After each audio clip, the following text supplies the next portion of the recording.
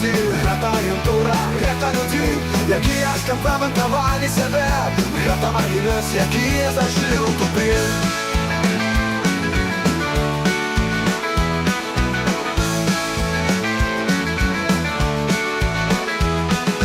Гэта не нацыянальныя людзі, гэта агентура, гэта людзі, якія скампраментавалі сябе.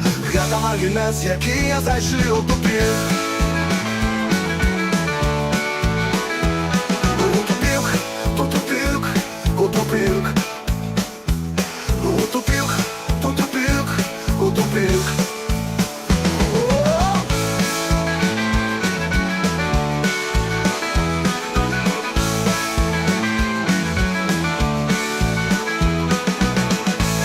Нацыянальныя людзі, гэта агентура, гэта людзі, якія скампраментавалі сябе. Гэта маргінес, якія зайшлі ў тупік.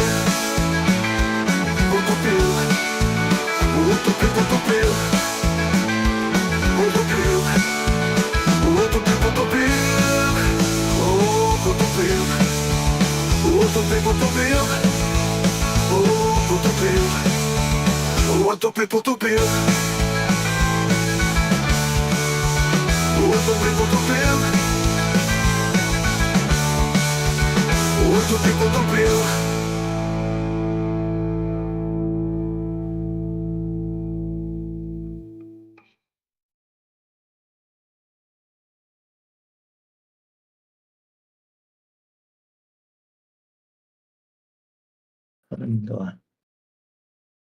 Так, ну я пакуль бачу на стріме, што песня гучыць.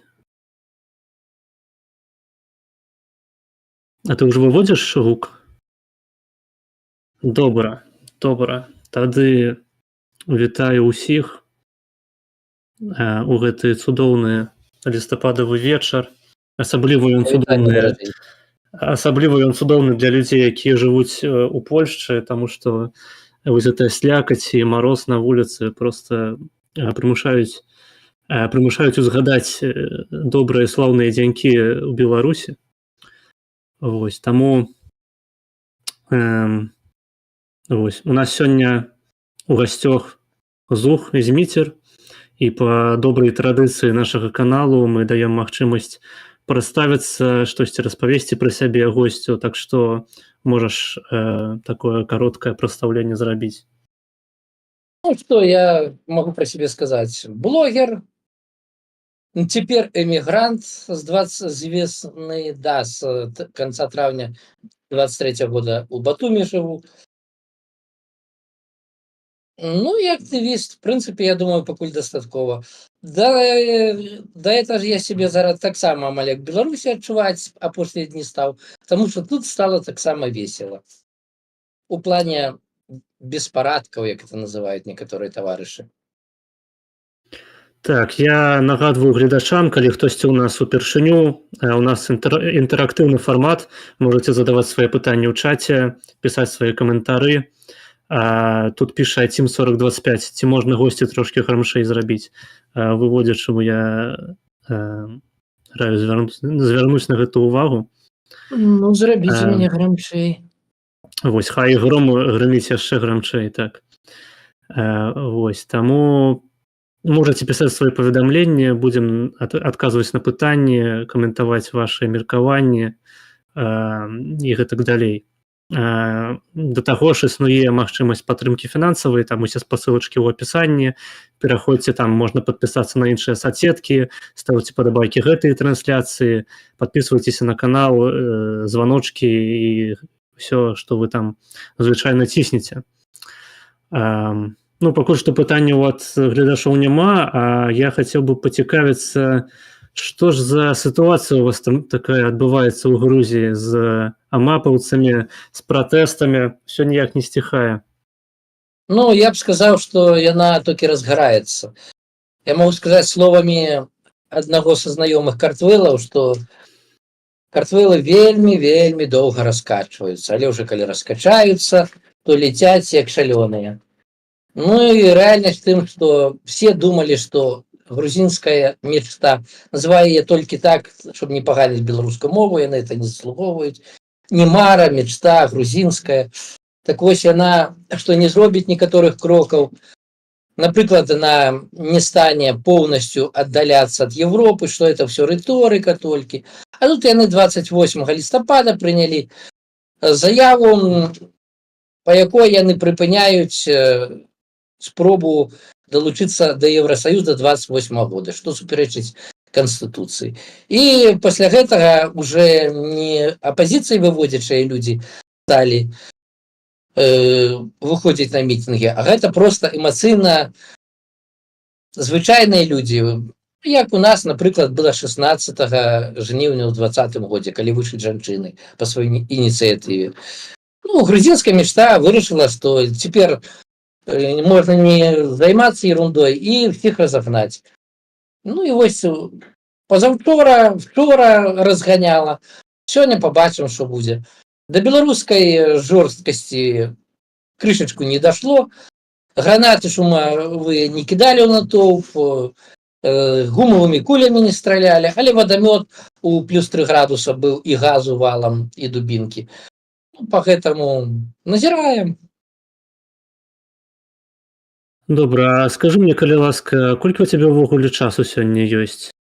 Ну, в принципе, я особо сегодня не заняты, поэтому могу, годинку, я думаю, легко. Добра. У нас звычайна стрымуе 3 гадзіны, але калі табе трэба будзе раней ісці, ніякіх праблемаў няма. Ну, зразумела, буду маць на ўвазе. Так, добра. Ну, вось я нават сёння пачуў, што у вас у Батуме нейкую імпрэзу беларускую скасавалі, таму што людзі баяліся, што іх могуць затрымаць. Ну, так, была такая справа. Хотели люди зрабіць да гадавіны слуцкая збройная чына, адзначыць дзень герояў. Планавалось гэта на плошчы Европы разам з украінцамі. Вельмі часта з украінцамі разам что-то робім. Але пасля ўчорашніх падзей спачатку украінцы адвалілі, сказалі, што яны не выйдуць сёння. Ну, а раз няма музыкі, на сваёй няма музыкі, на жаль, сваёй колонкі крупнай. Поэтому отваліцелься мы. Ну, і плюс паглядзеўшы, што впершыню былі затрыманні ў Батуме, зноў жа мясцовыя кажуць, што вось прям так не было невядома колькі ў Батуме. Все вырашылі, што рызыкаваць сэнсу няма. Ну, неяк так. Зразумела. Тут у чаце Team 4025 пытае, чаму за Мару прагаласавалі? Многія, на жаль, многім не падабалася тое, што як быццам бы спрабуюць гаварыць, што ім рабіць з ЗША і з Европы. Ну, людзі, я так думаю, просто не зусім зразумелі, што гэта заявы о сваёй рэакцыі. Плюс Сакартвела, калі увайшла працэс вступлення в ЕС, она ж некія обязательства на себе взяла. Это было не загад чей-то, это была воля народу, поэтому люди просто крышечку неправильно зразумелі, мне здаецца. Што зрабілі самі раней. Так, а як ты ўвогуле ацэньваеш вось перспектывы як у грузінскай палітыцы, так і ў беларускай дыяспары у Грузіі пасля гэтых выбараў, якія прайшлі нядаўна? Я скажу так, я бачу, што пакуль што працэс надоўга, а чым ён скончыцца, гэта непрадказальна. Могуць быць абсалютна розныя сцэнары. Можна, конечно, гадаць так, сяк, але гэта ўсё будзе канспіралогія якая. То самае, што падкідаць манетку. Можа быць па-рознаму. Я вось на тваім канале бачыў такое выказванне, што ты сутыкаўся, здаецца, на нейкай акцыі ці мерапрыемстве з прадстаўніком іншага палітычнага лягеру з апазіцыяй. Вось, і ты сказаў, што іхняя пазіцыя таксама не вельмі добрая для беларусаў, менавіта для нашых эмігрантаў. Было такое. Прадстаўнік ЕНД, адзін з актывістаў, мне потым сказалі, ну, ён выдаў, што калі яны прыйдуць да ўлады, беларусаў будуць дэпартаваць. Беларусаў, расейцаў, гэта было падкрэслена. Было сказано, что, напрыклад, я, в прынцыпе, уже не беларус. Чаму? А тому, что ты не ў Беларусі. А говорю, а что? Кто ж это по нацыянальнасці? Дысідэнт. Зашибись. Я быў так Было. уражаны. Так, ну то бок гэтая партыя ў прынцыпе ўспрымае беларусаў і расейцаў як адзінае зло такое, з якім трэба ім змагацца. Ведаеш, я б табе сказаў, што тут є некаторыя, але не толькі адносна этой партыі. Не, картвэлы в асноўным яны добра ставяцца да беларусаў. Але калі ты пачынаеш размаўляць, цікавіцца, ў прынцыпе, што вы ведаеце пра то, чаму мы тут, сколькі нас тут, што было ў 20-м годзе, выглядае так, што ў прынцыпе яны абсалютна нічого не ведаюць, большасць. Не, є асобныя людзі, хто нешта ведае, але нават сярод актыўных актывістаў яны не ў курсе ў прынцыпе. Калі я раздруковываю плакаты на якую-то акцыю, людзі з такімі вачыма чытаюць: о, оказывается, у вас так было? Так, ну да, было. Можна было в інтэрнэце знайсці, але ну хто хацеў, знайшоў, значыць не хацелі. Альбо мы кепска спрабавалі ім данесці.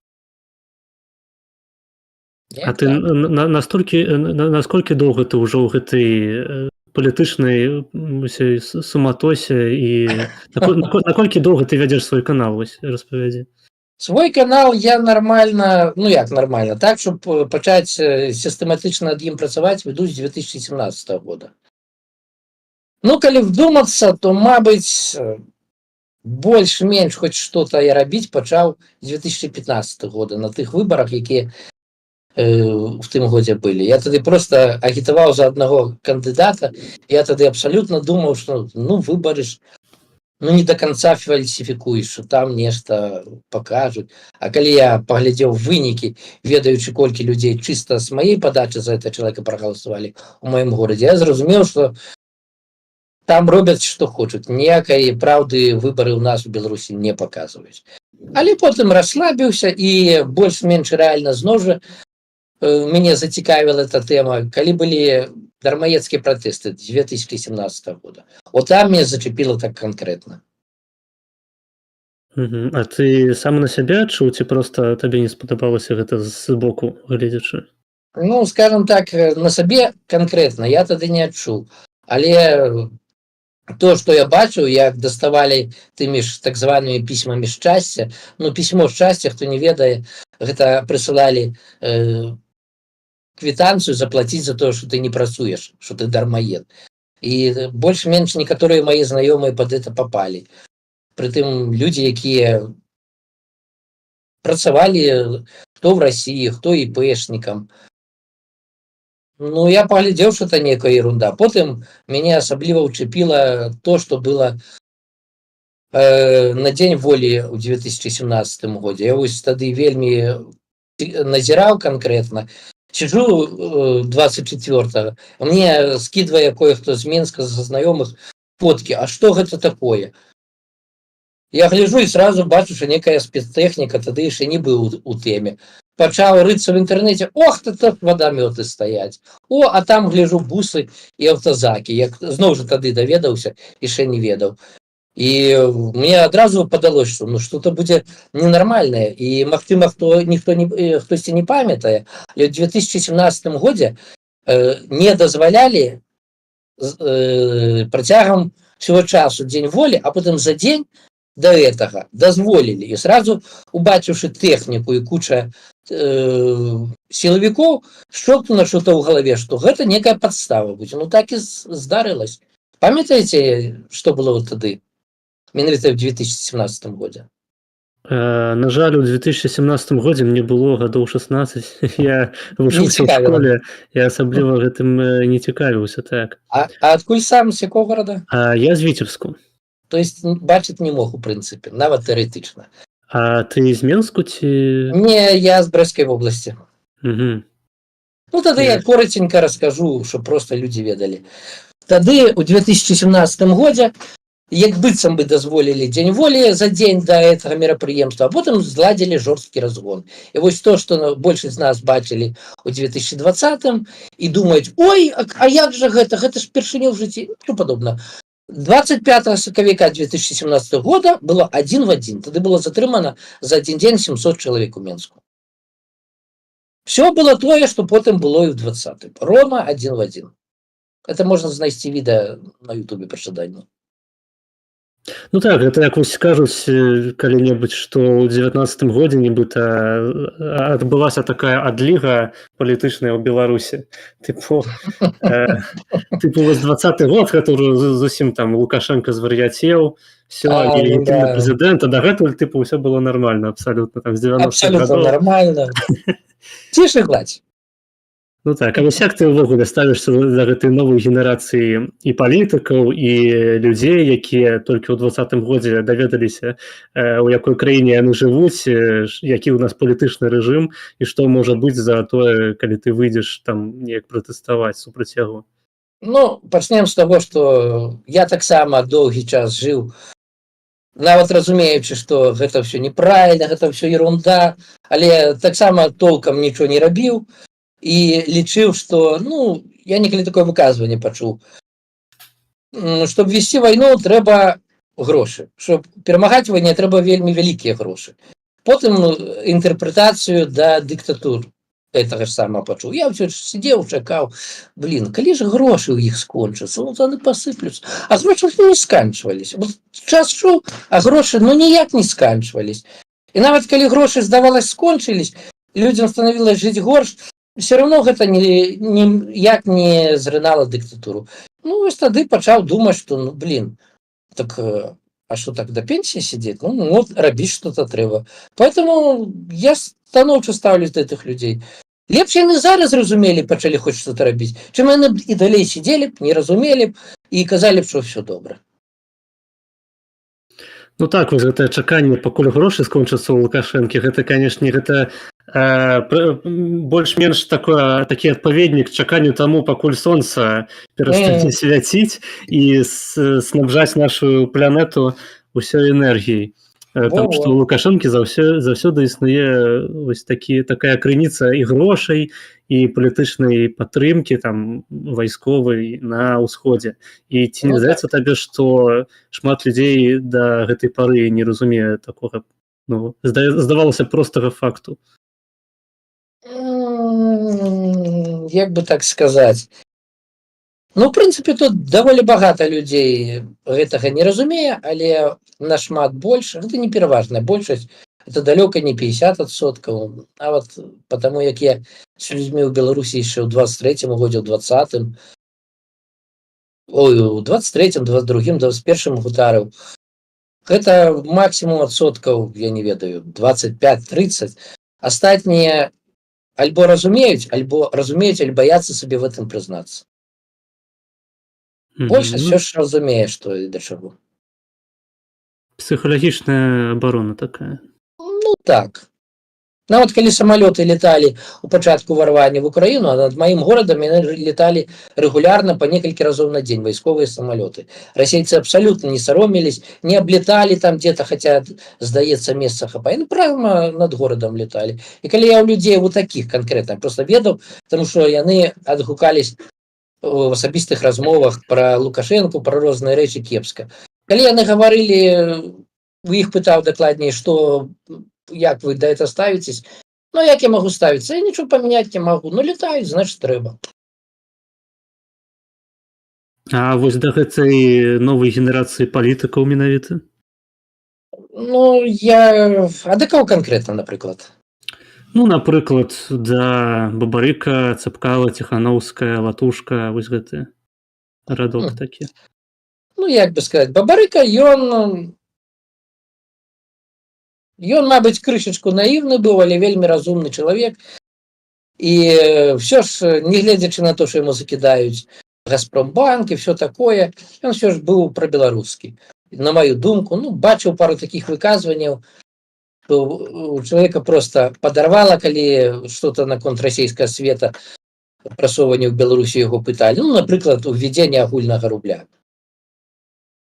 на две краіны. Бачна было, што чалавек стрымліваецца і спрабуе рабіць, як многія любяць у нас па-партызанску сваю справу. А пашоў на выбары, ну, не до конца, мабыць, ён разумеў, чым гэта да яго можа скончыцца, але, ну, смеласці яму тут не адымеш у яго смеласці. Ну, і ён мог бы што-то зрабіць. Ціханаўскі, ну, смелы, канешне, Крыху нарваны чалавек, але бачна было, што ён в Расіі жыў дафіга часу, менавіта сам Ціхановскі. І то, што ён не стаў нават тэарэтычна прэзідэнтам, я лічу это добра. Што пасадзілі яго кепска. Але вось што не стаў добра, таму што это быў бы проста маладзейшы Лукашенко, як на маю думку. Ён паступова, мабыць, стаў бы больш прабеларускім, але далёка не адразу.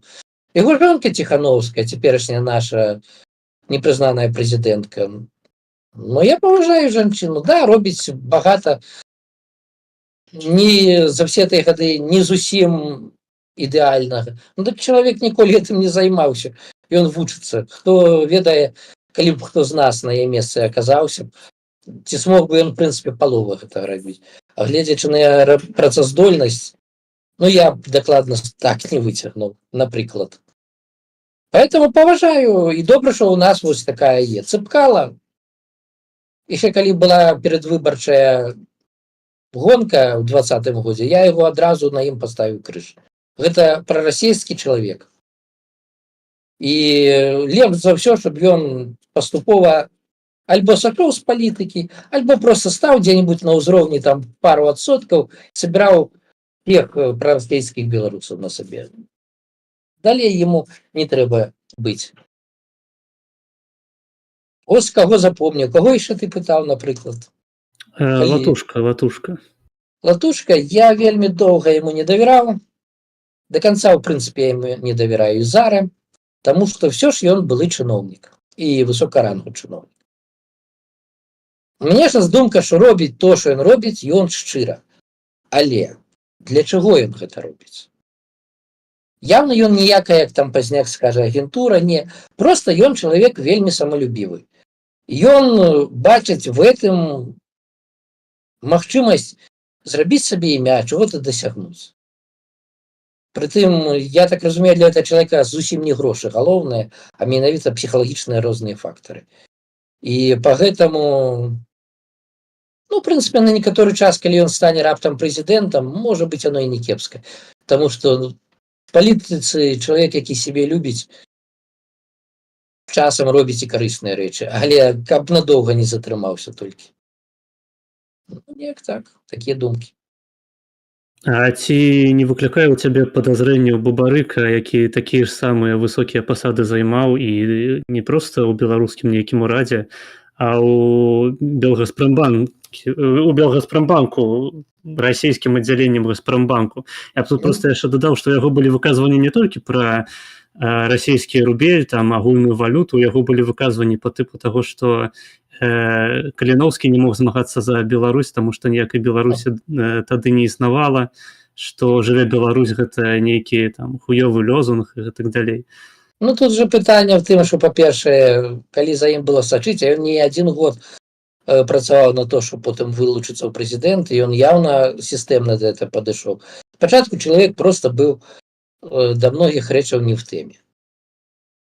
Это один момент. Другі момент, у прынцыпе, ён мог заставацца тым же кіраўніком Белгаспромбанка і, у прынцыпе, быць удачлівым чалавекам. Яму нічога б не пагражала. Але чалавек рызыкнуў усім, ну і цяпер сидзіць по гэтаму. Да яго ў мяне ён думаў, што яго падтрымаюць з усходу? Магчыма, і была такая думка, але ж зноў жа не факт, што ён вельмі на это спадзяваўся. Просто ён выкарыстаў. Прыманне рашэння прэзідэнцтва ў Беларусі, асабліва калі ты знаходзішся на такой высокай пасадзе, яно просто так не адбываецца. Я разумею, што яму, магчыма, дазволілі. Но тут я магу сказаць пару прыкладаў з гісторыі, якія што-то падобнае малі не толькі нашай гісторыі. Давайте згадаем, хто такая была Кацярына II на пачатку. Хто яна была, памятаеш? Можаш распавесці, я не спецыяліст па гісторыі. Яна была прускім агентам, які быў падкладзены тагачаснаму расійскаму прынцу, а потым уже стаўшаму царом, як агент, які будзе працаваць на Прусію, дапамагаць, прасуваць інтарэсы, уплываць на цара. А в выніку выйшла крышачку інакш. Ну так, можна ўзгадаць больш блізкі прыклад на вось як у 20-м, здаецца, не, у 18-м годзе Зеленскі перамог на выбарах ва Ўкраіне. Ну, Это 18-й год можно. быў? Это был 19-й год. 19-й Я год. выборы якраз тады здымаў на моем канале і відэа якраз пра выбары Зеленскі. Я быў в Украіне тады. Намысла Вось, паехаў. это таксама цікава, твае ўражанне. Ну, потым да гэтага пяройдзем. Мне проста Ну, хацелася пяройдзем. яшчэ скончыць з гэтым прэзідэнцтвам. Пра Зеленскага таксама казалі шмат, што вось гэта прарасійскі кандыдат, што Я яго не люблю ён... да гэтага. Ага, а якія ў Як цябе што? прэтэнзіі да Зеленскага? Ну, якія ў мяне прэтэнзіі да Зеленскага, то, што это чалавек, які робіць то, што выгадна, на яго думку, яму в дадзены момант. Час яму выгадна быць героем Украіны. А калі стане раптам выгадна што-то іншае, я не вельмі здзіўлюсь, калі ён памяняе пазіцыю. Я это ўбачыў чётка ў дзень выбараў. Угу. Менавіта Ну, такія мне прэтэнзіі. здаецца, што паказальнікам таго, што ўсё ж такі яму залежыць не толькі на тым, каб быць героем, усё ж такі яму на пачатку вайны прапаноўвалі з'ехаць у Штаты, ён мог бы на гэта пайсці і проста ўсё сваё жыццё далей не тужыць, абсалютна там Не, ну спакойна. кім бы ён там быў? Разумееш, у нас людзі забываюць, што не ўсе любяць грошы, некаторыя любяць славу, некаторыя любяць павагу. Є людзі, якім хай ён будзе бедны і яму толькі есці будзе хапаць і там на шмотку, але ён будзе маць славу на ўвесь свет. Калі б ён выехаў, ён жыў бы ў нармальнай матэрыяльнай абстаноўцы, але ён не маў бы славы. А так ён застаўся, ён стаў мужик. Але і мае рызыку смерці. Рызыка є заўсёды. Ну, ён вырашыў бачыш Зеленскага такога бізнесмена, які паставіў проста сваё жыццё там на Так, пэўную палітычную кар'еру. так. Окей. Тут, дарэчы, у цябе ў чаце пытаюць Team 4025, ці існуюць добрыя расейцы? На мою думку, добрыя расейцы існуюць ровно да тых пор, пакуль яны не разумеюць, што вы хочаце штосьці рабіць без іх. Яны добрыя, пакуль яны думаюць, што яны чымсьці вышэй за вас, не расейцаў. Бачыў это сам не один раз, поэтому не. Вот такая думка моя. Окей. Далей, зноў ж такі, Team 4025 піша, гос плануе эміграваць з Грузіі? Калі не заставяць, не. Мне тут падабаецца. У мяне таксама было такое пытанне, мне было цікава, ці не разглядаеш нейкія варыянты, таму што шмат людзей зараз у Польшчу пераязджае, там вось я чытаў навіны нядаўна, зноў дазволілі рабіць гуманітарныя візы для беларусаў, якія знаходзяцца ў вас у Грузіі. Ну так, я таксама чытаў, але, розныя месцы маюць свае плюсы, свае мінусы. Мне тут падабаецца канкрэтна. А ты ў Еўропе бываў увогуле? Ну, бываў, я ў Польшы бываў, в Украіне бываў не раз. А заўважыў нейкую розніцу паміж дыяспарамі беларускімі гэтых краінаў? Не, я тады... Я далёка до 20-го года бываў, поэтому тады яшчэ як таковой дыяспоры я не бачыў ні там, ні там. А мне здавалася, ты пасля вайны ва Ўкраіне быў, не? Не, памыляюся, да вайны. Окей. Апошні раз я быў у 2020 годзе. І як твае ўражанні былі? Ты шмат стасаваўся з украінцамі ці з беларусамі больш? Я з беларусамі там абсалютна не стасаваўся, нават ні з кім не пазнаёміўся, чыста з украінцамі. Я туды ездзіў па прынцыпе, щоб паглядзець менавіта з вачыма звычайных украінцаў, як у іх што адбываецца. Поэтому найчасцей я альбо жыў у каго-то, з кім пазнаёміўся дома, потым уже яны станавіліся маімі сябрамі, альбо дзе-небудзь, дзе жывуць канкрэтна украінцы, в якім, напрыклад, хостэле. Поэтому я бачыў, як мне падавалось, менавіта як бачаць это украінцы. Мне Украіна падабалась. Конечно, мінусы таксама там былі бачныя, але я бачыў і рэчы, да якіх у Беларусі было далёка. Як, напрыклад, аднойчы я потрапіў на то, як вырашалі лёс помніка. Ситуация была такая прикольная. Был помнік савецкага часу, 80 гадоў ему было, так званы зуботехніка, як его называли. Ну, зуботехнік — это народная назва, там такі віцязь, багатыр, с ламаным мечом якому-то змею в пащу суе. Ну, и все прикалывались, что это он лечит зубы этому змею. Поэтому стали его там называть зуботехник. І вось пад ім знайшлі сутарэдні палаца Любамірскіх, якім было не 80, а 400 гадоў. І знайшліся людзі ў Роўна, якія хацелі і помнік захаваць, і іншыя людзі, якія хацелі захаваць гэтыя сутарэдні. А помнік стаяў прама над сутарэднямі і уже развальваўся. Па сутнасці, ён зроблены быў з даволі неякасных, як я разумею, матэрыялаў.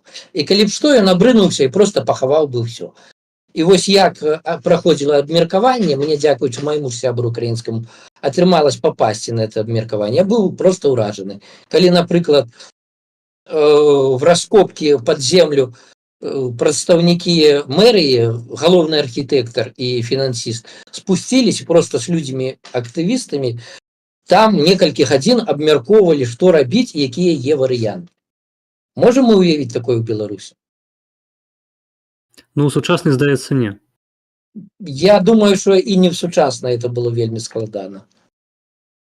Я, на жаль, про это нідзе толком ніяк не рассказаў, потому что я быў настолькі ўражаны, что я нават відэа тады ніякае не сняў, толькі пару фоток зрабіў. Я лічыў, что акрамя майго рассказа я не магу ніякай візуала дадаць до этого.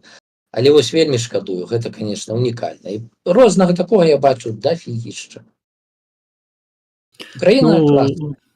Як ты думаеш, вось, мне здаецца, такі кшталт Грузію, у прынцыпе, надаў у свой час менавіта Саакашвілі, а гэта, у тым ліку, украінскі палітык, і ці не праводзіш ты такія паралелі, што Украіна і Грузія такі вельмі дэцэнтралізаваныя грамадствы з пэўнай сілай грамадскай супольнасці, вось гэта менавіта самой нізавой самаарганізацыі.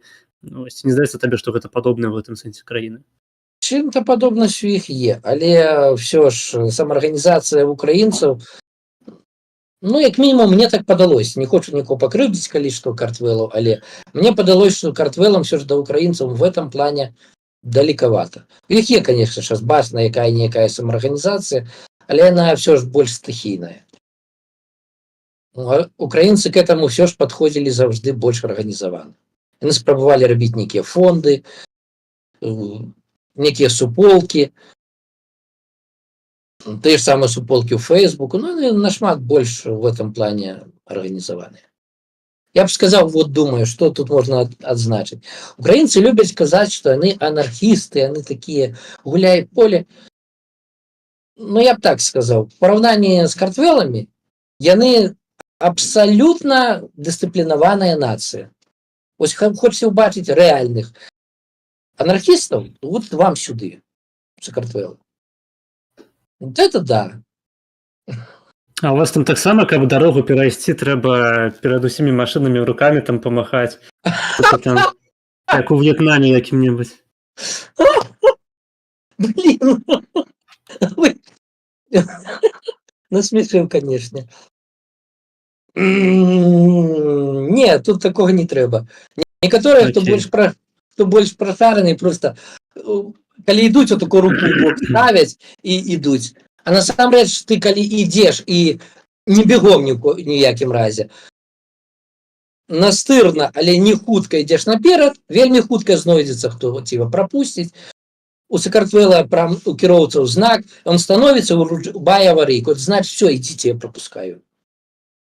И все будут стоять сзади, никто пипикать не будет, ничего, и ты нормально перейдешь. Просто не беги с криком «Ура!», як расейцы. А ты давно у Грузии живешь? Ну, я заехал 1 червня 2023 года. То бок... У пашпарте першы штамп. Ты... Не за так. А грузінскую мову не пачаў яшчэ вывучаць? Ну, вельмі так слабенька спрабую, але калі ўвесь час узгадваеш, што на візраніце могуць не прапусціць, ты пачынаеш думаць, такая ці і не так і трэба.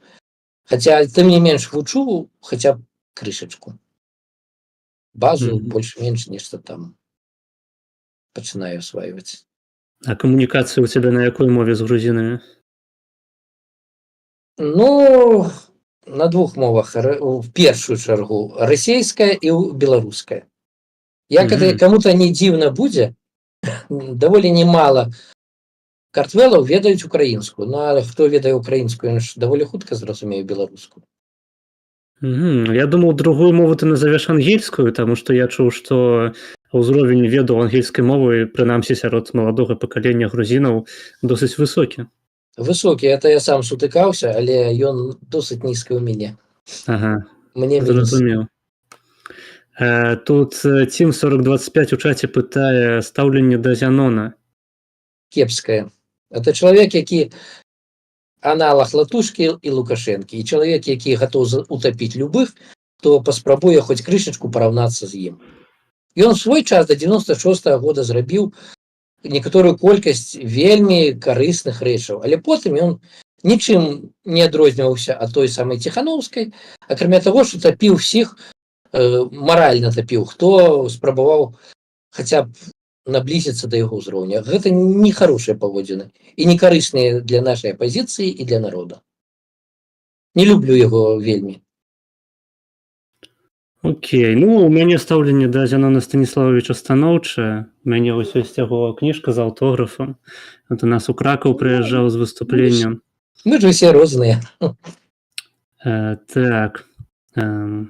Ну, то бок, на мой погляд, у яго дасягненні не толькі ў 90-е гады. Вось зараз вельмі папулярная думка, што вось дзед звар'яцеў, тыпу яму трэба на пенсію, але Да, я это люблю, мемуары пісаць. Вось, ну, мемуараў у яго дастаткова, кніжак-то ён напісаў, там, здаецца, каля 25. Ну, хай яшчэ напіша. Ну, так, я думаю, ён яшчэ і піша іх.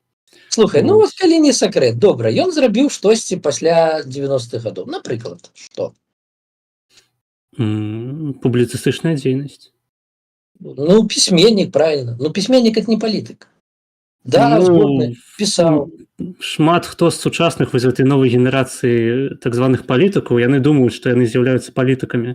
Але насамрэч гэта проста тыя ж самыя блогеры і публіцысты проста з іншым цэтлікам. То бок які-небудзь Латушка там вядзе свой YouTube-канал, па сутнасці ён мала на што ўплывае. Там все астатнія, Ціханаўская, хто там яшчэ, Цапкала той же. Яны зараз знаходзяцца ў тым же самым палажэнні публіцыстаў, толькі для хайпу называюць сябе беларускімі прадстаўнікамі, беларускімі палітыкамі. На мой погляд, у эміграцыі ў прынцыпе немагчыма быць беларускім палітыкам. Ну, я, в прынцыпе, тут спрачаўся. Яны, як мінімум, працуюць з еўрапейскімі і паўночнаамерыканскімі інстытуцыямі, некаторымі прапіхваючы інтарэсы беларусаў. А рабіў хоць штосьці, акрамя публіцыстыкі, вот в такім плане Пазняк, Зенон, который. Бо мне є знаёмы іншы Пазняк. Я нешта не памятаю. Можа быць, я просто не ведаю. Ну, вось гэтая кулуарная дзейнасць, яна ж схаваная ад нас, звычайных людзей. Мы можам толькі пэўныя такія думаць, толькі закладаць тое, што яны там гэтым займаюцца, што яны прасоўваюць нашы інтарэсы, што яны займаюцца там беларускім пытаннем, але усе беларускія пытанні, напрыклад, у той же Літуве, яны да сённяшняга дня застаюцца без адказу. Ну, ёлкі-палкі, што могуць, але хаця б є фото, відэа, дзе яны бачныя з палітыкамі. Ну, тут можна хаця б элементарна тады спытаць, а дзе такія фото і відэа з разнастайнымі палітыкамі за розныя гады ў Пазняка, Зенона? Ну, все ж таки фото і відэа гэта медыйка, гэта не сутнасць таго, што адбываецца. Гэта фотафіксацыя, відэафіксацыя, можна па-іншаму сказаць. У яго нават гэтага няма, ён проста публіцыст. Пісьменнік, магчыма, нават выдатны пісьменнік, можа нават на Нобелевскую прэмію па літаратуры калісьці. Згодны.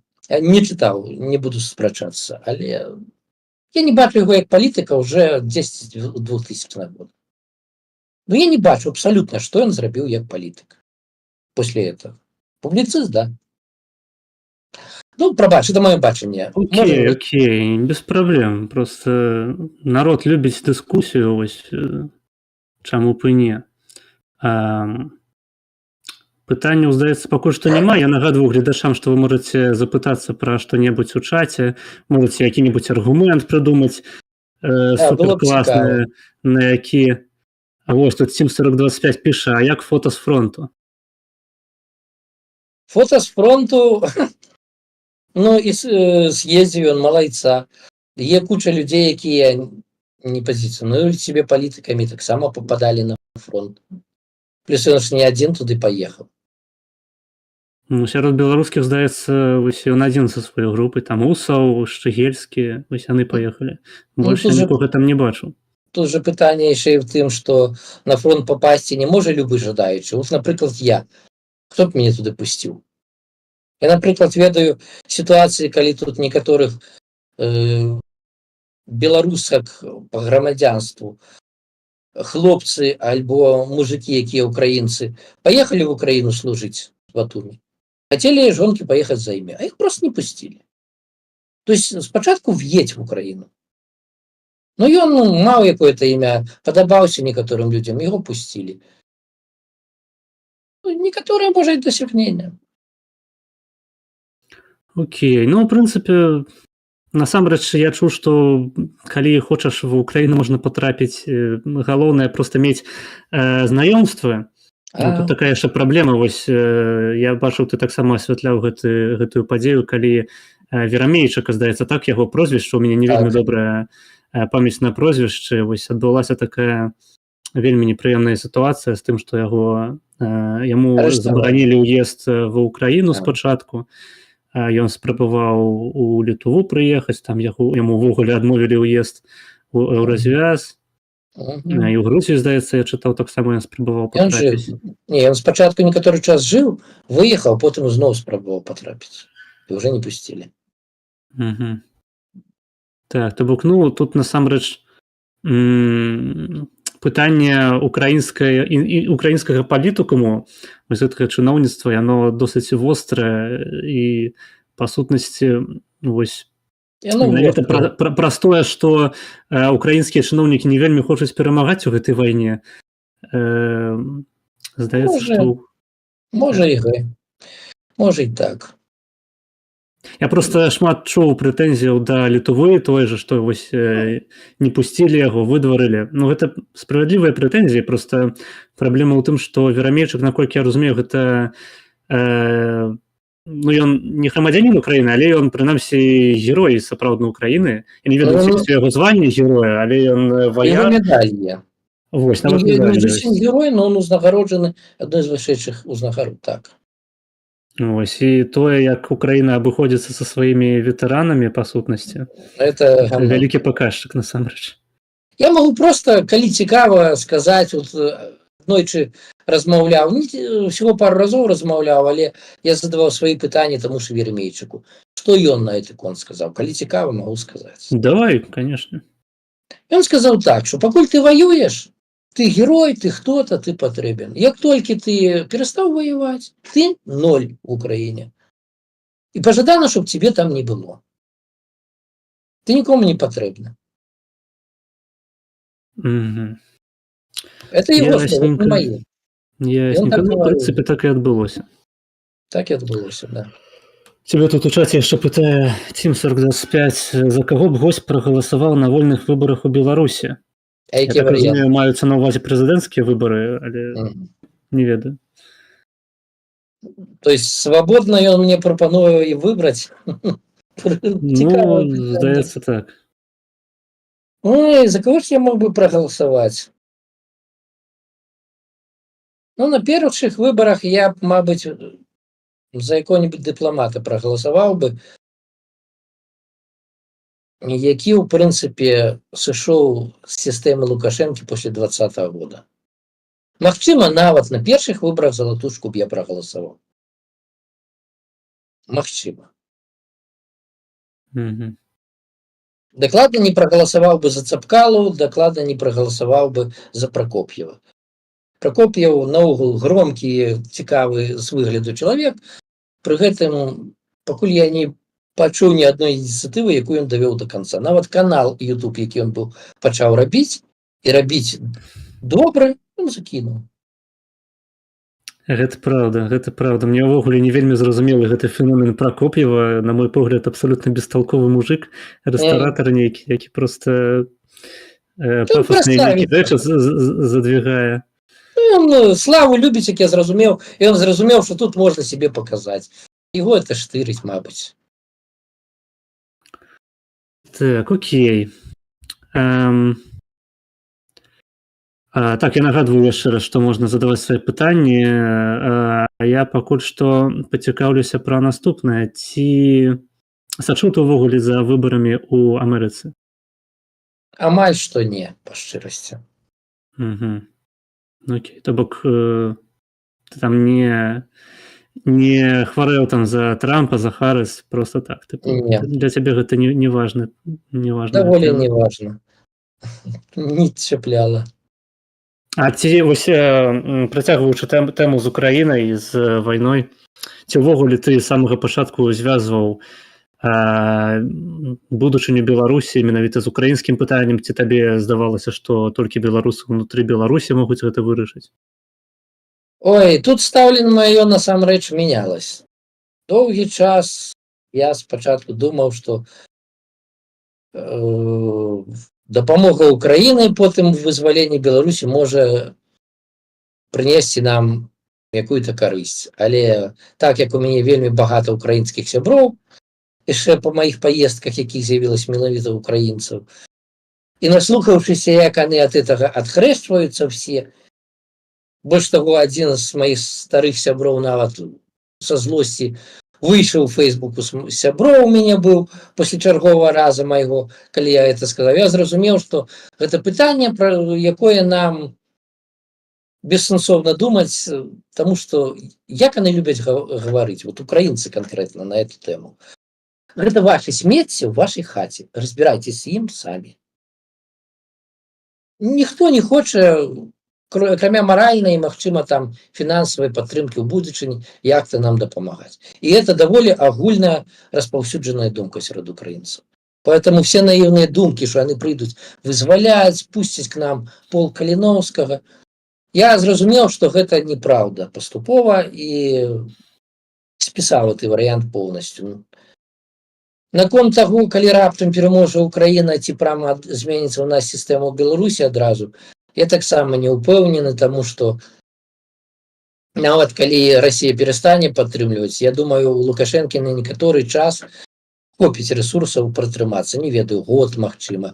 А пытанне ў тым, што ён, чалавек хворы ўладай, ён проста, як Януковіч, цікаць не будзе. Ён будзе цікаць, ён будзе змагацца дакладней, пакуль зможа. Я так думаю.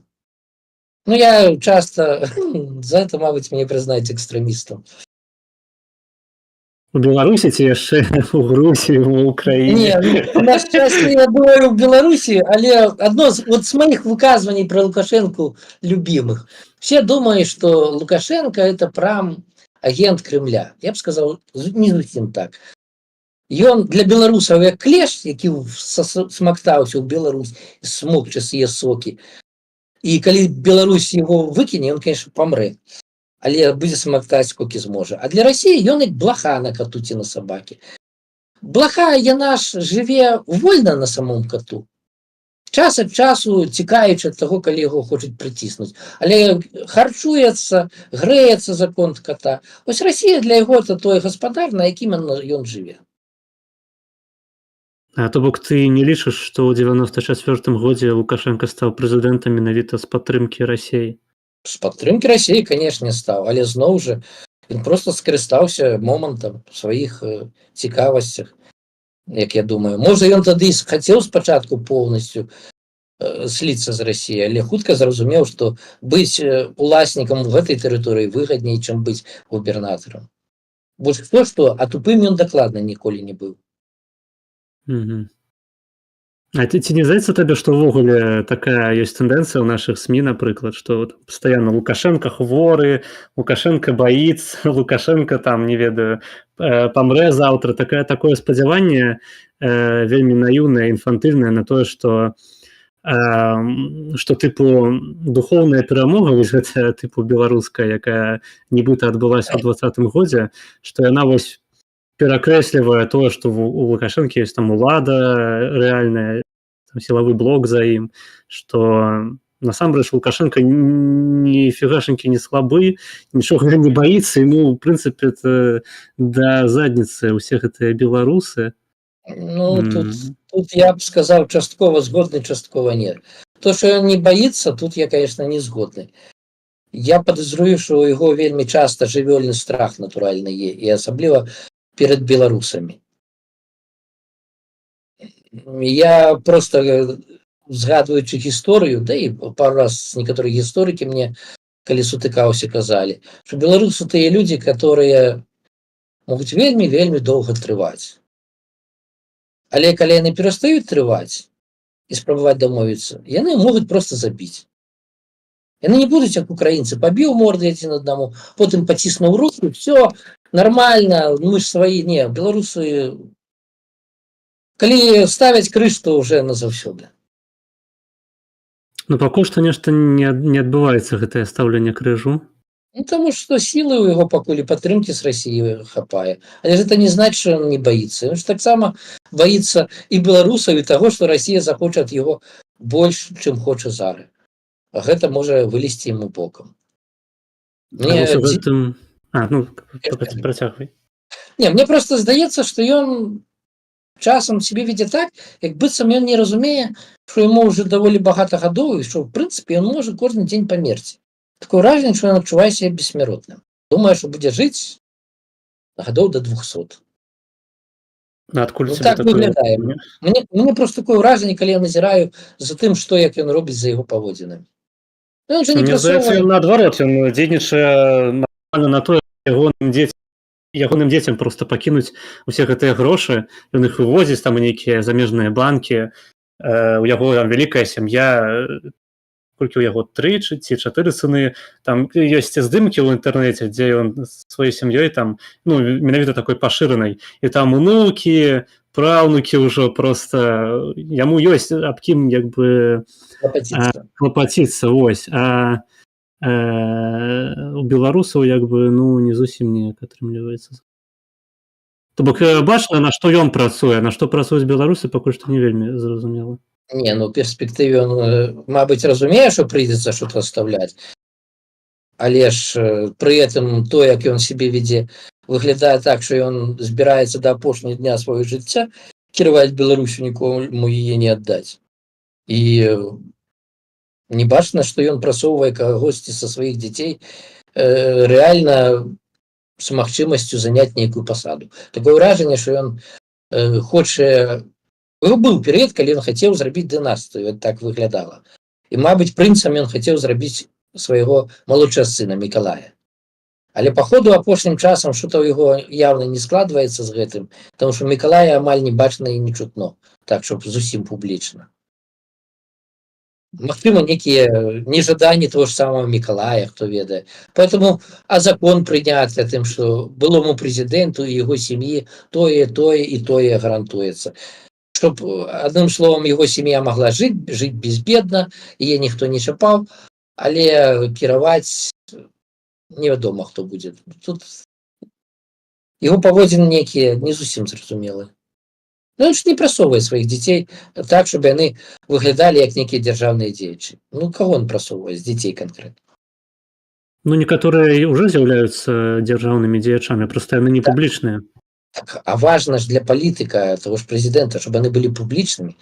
Такое пытанне в тым, што публічнымі нікога ён не робіць. Больш таго, дзесьці до 2019 года спрабаваў сам стаць публічным Віктор, яго сын. Быў тады кіраўніком ОАЦ. Чым это скончылось? ОАЦ расфарміравалі, пераўтварылі в іншае, а Віктора на некаторы час наогул в апалу кінулі і прыбралі наогул з публічнай прасторы цалкам. То есть такое вражение было, что он спужаўся свайго сына. Что, а гэты ж зараз можа мяне падсунуць. Ай, блин! Ну так, я таксама памятаю гэтую гісторыю, тады яшчэ ў СМі пісалі, што вось сын Лукашэнкі галоўны апазіцыянер. Да, вось я пра тое. Так. Ну, магчыма, ён сапраўды не рыхтуе там нікога з іх да ўлады, а проста грошы збірае, вывозіць, каб яны проста маглі там за мяжой існаваць сабе спакойна. Ну, это зноў жа такі маё ўражанне. А што насамрэч? Я ж звычайны чалавек. Я просто падумаў, мабыць, ты маеш на ўвазе, што ён тыпу думае, што ён вечны і ніколі не заплоціць за свае там, допустим, грахі, я не ведаю, ты хрысціянін ці не. Ну, я так себе до религии ставлюсь. Поэтому, что он заплатит на этом свете, не упевнений. Але то, что в этом свете он старается, чтобы не заплатить, это докладно. И, мабуть, он думает, что и не заплатить. А ты думаешь, ён дажыве на сваёй пасадзе до конца жыцця? Халеру его ведаю. Часом здараюцца нечаканыя рэчы, поэтому все может быть. Ну, потому что мне здаецца, што пакуль што ўсё ідзе да таго, каб ён дажыў усё ж такі да канца. Ну, выглядае пакуль так, згодны. Але ж зноў жа ніхто не ведае, што можа і як павярнуцца. Плюс беларусы в сваіх гісторыі не раз паказвалі, што на сюрпрызы здольныя рабіць. Ну, окей. Таму хто ведае? Увогуле у тваім светаглядзе ці перамога Украины ў гэтай вайне, яна з'яўляецца нейкім важным элементам? Важным, конечно, безумоўна. Па-першае, калі Украіна пераможа і з нармальным вынікам для сябе, все ж там будзе іх жаданне знайсці які-то контакт з кімсьці, акрамя Лукашэнкі, з Беларусі, з беларускіх незалежных палітыкаў, щоб сабе на будучыню закласці. У іх немає як таковой стратэгіі зараз, але іх жыццё заставіць эту стратэгію выпрацоўваць рана ці позна. І яны могуць пачаць больш-менш як-то дапамагаць хаця б чыста інфармацыйна тым самым беларусам. Тым больш бачна, некаторыя прыватныя ініцыятывы в гэтым бок пачалі рухацца. Некаторыя палітолагі, каналы сталі сумесна з беларусамі ствараць.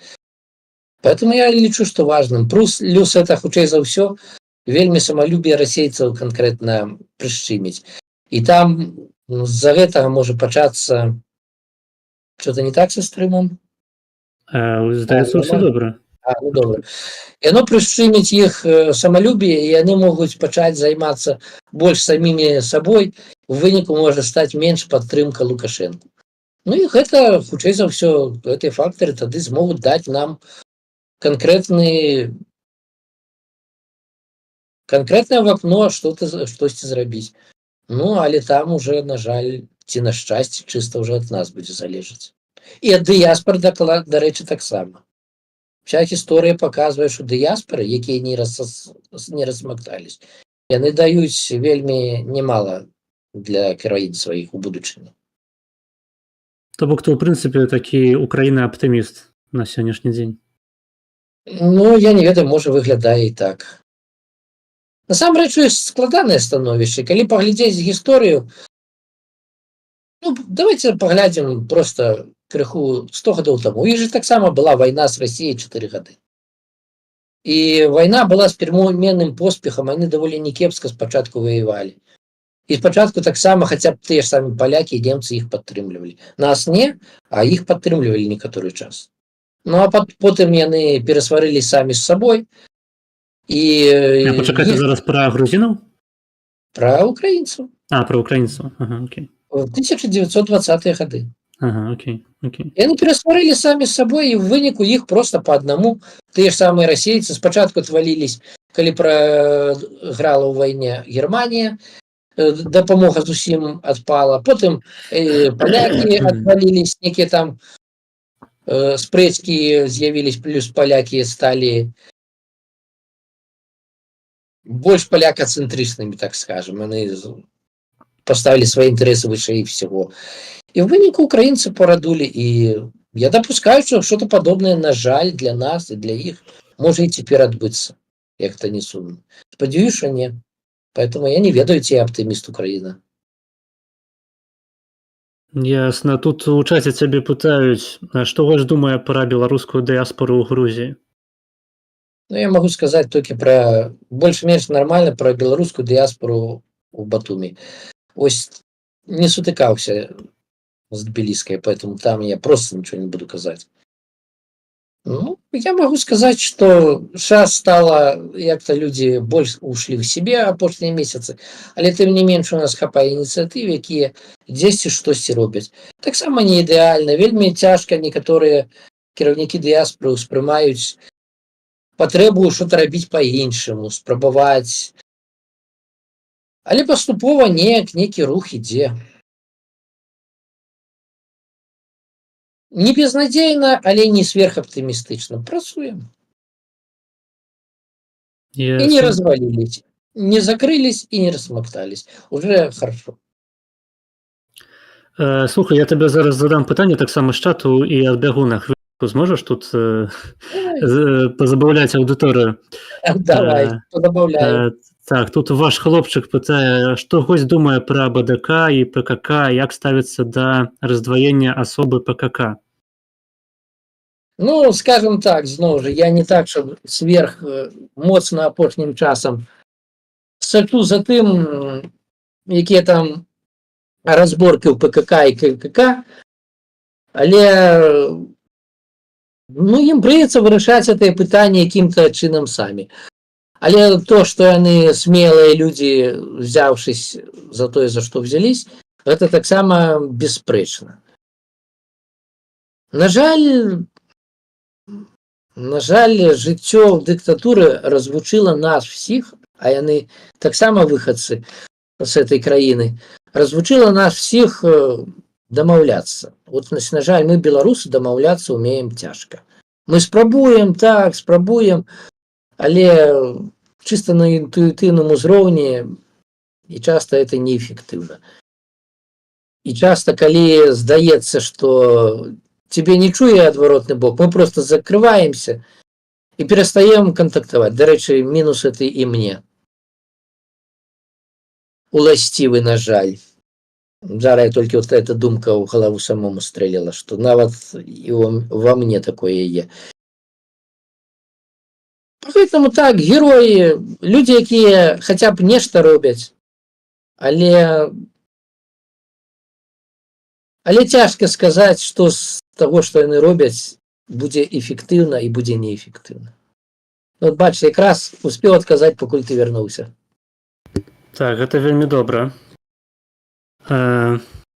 Пытання ў чаце я пакуль што не бачу. Ось як ты бачыш увогуле канец вайны ва ўкраіне зараз?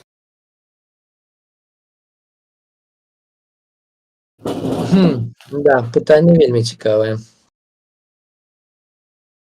Мабыць, я буду прям вот цяпер разважаць на гэты конт, складваць все веды, якія я за апошні час атрымаў, таму што сачу за вайной канкрэтна, але пераварваю паступова. У меня подозрение, что Украина все ж отобьется на дадзеным этапе, и она верне некоторые территории. Все 100% до 91 года на этом этапе войны она не верне. Наконт ці сможа захапіць Россия яшчэ штосьці. Ну, мне подозрение, что калі Европа не сольется и Трамп не сольется полностью, то, в принципе, все, что она нават захопіць, гэта будзе вернута. Вельмі хотелось бы спадзявацца, чтоб атрымалось вернуть поўдзень Украины, потому что это и для экономичного развития вельмі важно, и пожадана, чтоб Крым. И, в принципе, теоретично может быть, потому что, глядячы гісторыю, той же Крым з дапамогай перекрыцця транспартных поставак туды захаплівалі всех, хто хацелі. Просто ніколі гэта не было хутка. Поэтому надею я бачу, что так можа быць. Донецк, частку Запорожской области, я не ведаю. Я боюсь, что там так окопались расейцы, что выбить оттуль іх цяпер будзе вельмі складана. Поэтому я думаю, што гэта будзе якая-то нічия, калі все выматаюцца на нет. І, на жаль, гэта будзе перадых на 10, можа 15, можа менш гадоў да наступнай вайны, якая канчаткова вырашыць, чым жа гэта скончыцца. І тут застаецца толькі спадзявацца, што Украіна не толькі будзе спадзявацца на падтрымку, а і развіваць нармальна свае узброеныя сілы, сваю прамысловасць. Пакуль, здаецца, так і робяць. Хай са скандаламі карупцыйнымі, але тым не менш рух є. Поэтому у меня подозрение, что это все вельми надолго. Вельми. Ясно. Тут яшчэ пытаю цябе, Тим 4025 у чаце, любімы дзеяч беларускай гісторыі. Є такі. Усяслав Чарадзей. Нормально. А чаму? Гэта чалавек, які умудраўся пабыць нават вялікім князем кіеўскім, але врэшце-врэшт, это плюс да ўсяго іншага, але врэшце-врэшт уцёк нават адтуль на сваю родную Полачыну і потым зрабіў яе на той момант вельмі крэпкай дзяржавай. Это чалавек, які пры ўсіх іншых магчымасцях вяртацца спрабаваў, і ў яго это атрымоўвалася нават праз гады, да сябе дадому і будаваць сваё. Вось проста прыклад. Ну, яшчэ Вітаўт, в прынцыпе, таксама мог бы пад это падпасці. Добрае меркаванне, цікавае. Ну, у нас апошнім часам неяк мала пра полацкае княства узгадваюць, усё ВКЛ, да ВКЛ, а вось вам Усяслаў Чарадзей. Ну, так мы ж адтуль пашлі, насамрэч. Безумоўна, безумоўна. Так, тут яшчэ ваш хлопчык пытае, любімая грузінская і беларуская страва, якую сам госць можа прыгатаваць. Ну, пачнем з таго, што я па адукацыі кухар, поэтому я дофіга чого магу прыгатаваць. Ну, а страва беларуская любімая, гэта бабка. Бабка з рознымі дабаўкамі. Для мяне это па-за канкурэнцыяй. Наконт картвельскай, блин. Я не скажу, что я дикое захопление от картвельской кухни, по шчырасці. Для меня тут занадто багата соли и перца. Да, пытанне цікавае, я нават задумаўся. Ну, давайте зробім так. Што я часцей за ўсё з картвельскай кухні ем? Гэта хінкалі. Гэта, здаецца, тое, што я таксама часцей за ўсё з грузінскай кухні ем, жывучы ў Польшчы. Вось, тут Тим 4025 піша, я пайду, давай. Дзякуй, што быў на стрыме. Да пабачэння. Дарэчы, спадарства, хто яшчэ не ўцёк? Магчыма, хто не паставіў падабайку, яшчэ не задаў пытанне, а можа, хто і не падпісаны, калі для вас рызыкі няма, рабіце гэта, это важна для прасоўвання канала. Так, подписывайтесь таксама на Зміцер. Дарэчы, вось былі у нас такія незразумелыя такія моманты, тыпу, як цябе зваць-то ўвогуле? Ты Зух Зміцер, і адначасова ты яшчэ і Віхор, і, мабыць, яшчэ хто-небудзь. Вы хочаце, щоб я вам всю паднаготную, што, як, адкуль з'явілась, расказаў? Зваць мяне Зміцер. Зваць мяне Зміцер. Так. Але многія рэчы, як, напрыклад, мой в тэлеграме псеўданім Віхор, гэта адгалоскі майго знаёмства з кімсьці. Я часам гавару, што многія дзяўчыны пабылі ў маім жыцці, даўжэй, менш, і пайшлі. Але ад кожнай штосьці засталося. Вот Віхор гэта таксама ад адной з дзяўчын. Ясна. Але, ў прынцыпе, в інтэрнэце ты Зух Зміцер. Што такое Зух увогуле? Зух гэта... Думаю, як бы это максимально коротко патлумачыць. Зух гэта чалавек непаседлівы, які чымсьці хуліганісты, чымсьці правакатар, чымсьці рызыкоўны, адреналінавы наркаман часам. гэта падыходзіць во многом под мой характар. За што мяне, дарэчы, у картвельскай дыяспоры некаторыя просто, як мне там один чалавек сказаў, я тебе боюсь, я не ведаю, што ад тебе чакаць. Правильно, я всё жыццё стараўся, чтобы ад мяне не ведалі, акрамя самых блізкіх мне людзей, што ад мяне чакаць. То есть я домогся то, что я хацеў. Вот так вот, это зух. Гэта правільна, ты такі трыкстер. Ну, неяк так. Угу. Так, добра. Ну, мабыць, яшчэ што-небудзь хочаш распавесці вось з апошніх тэмаў, якія цябе хвалююць? Ну, апошняя тэма, што мяне сама хвалюе, конечно, это што будзе у Сакартвэла. Што тут можна распавесці? Назіраю, гляжу, што тут адбываецца. Гляжу, як то, што мне расказвалі некаторыя картвэлы про то, як яны звычайна рэагуюць. Яно зараз так і пачынае адбывацца, што раскачваюцца.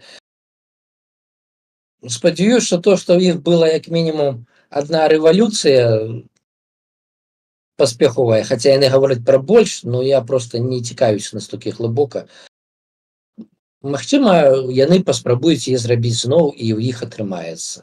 Вельмі спадзяюсь, таму што той же самый ЕНДшнік, прадстаўнік адной з апазіцыйных сіл, ну это ж толькі адной сілы, партызаны, да? Зараз подаюць прагляды. Ну што, пакажы сюды, зірні, опа. Зірні сюды. І ось яшчэ думаю, як мне раздаць этих двух пухнатых партызанаў. Адзін выйшы, адзін е. Мяу, да, мяу. Ну все, ідзі. Каты — гэта тэма, якая ніколі не страчвае актуальнасць. Гэта да. Гэта праўда. І русізмы праскакваюць, як толькі што. Є рэчы, ад якіх цяжка пазбавіцца, на жаль, часам.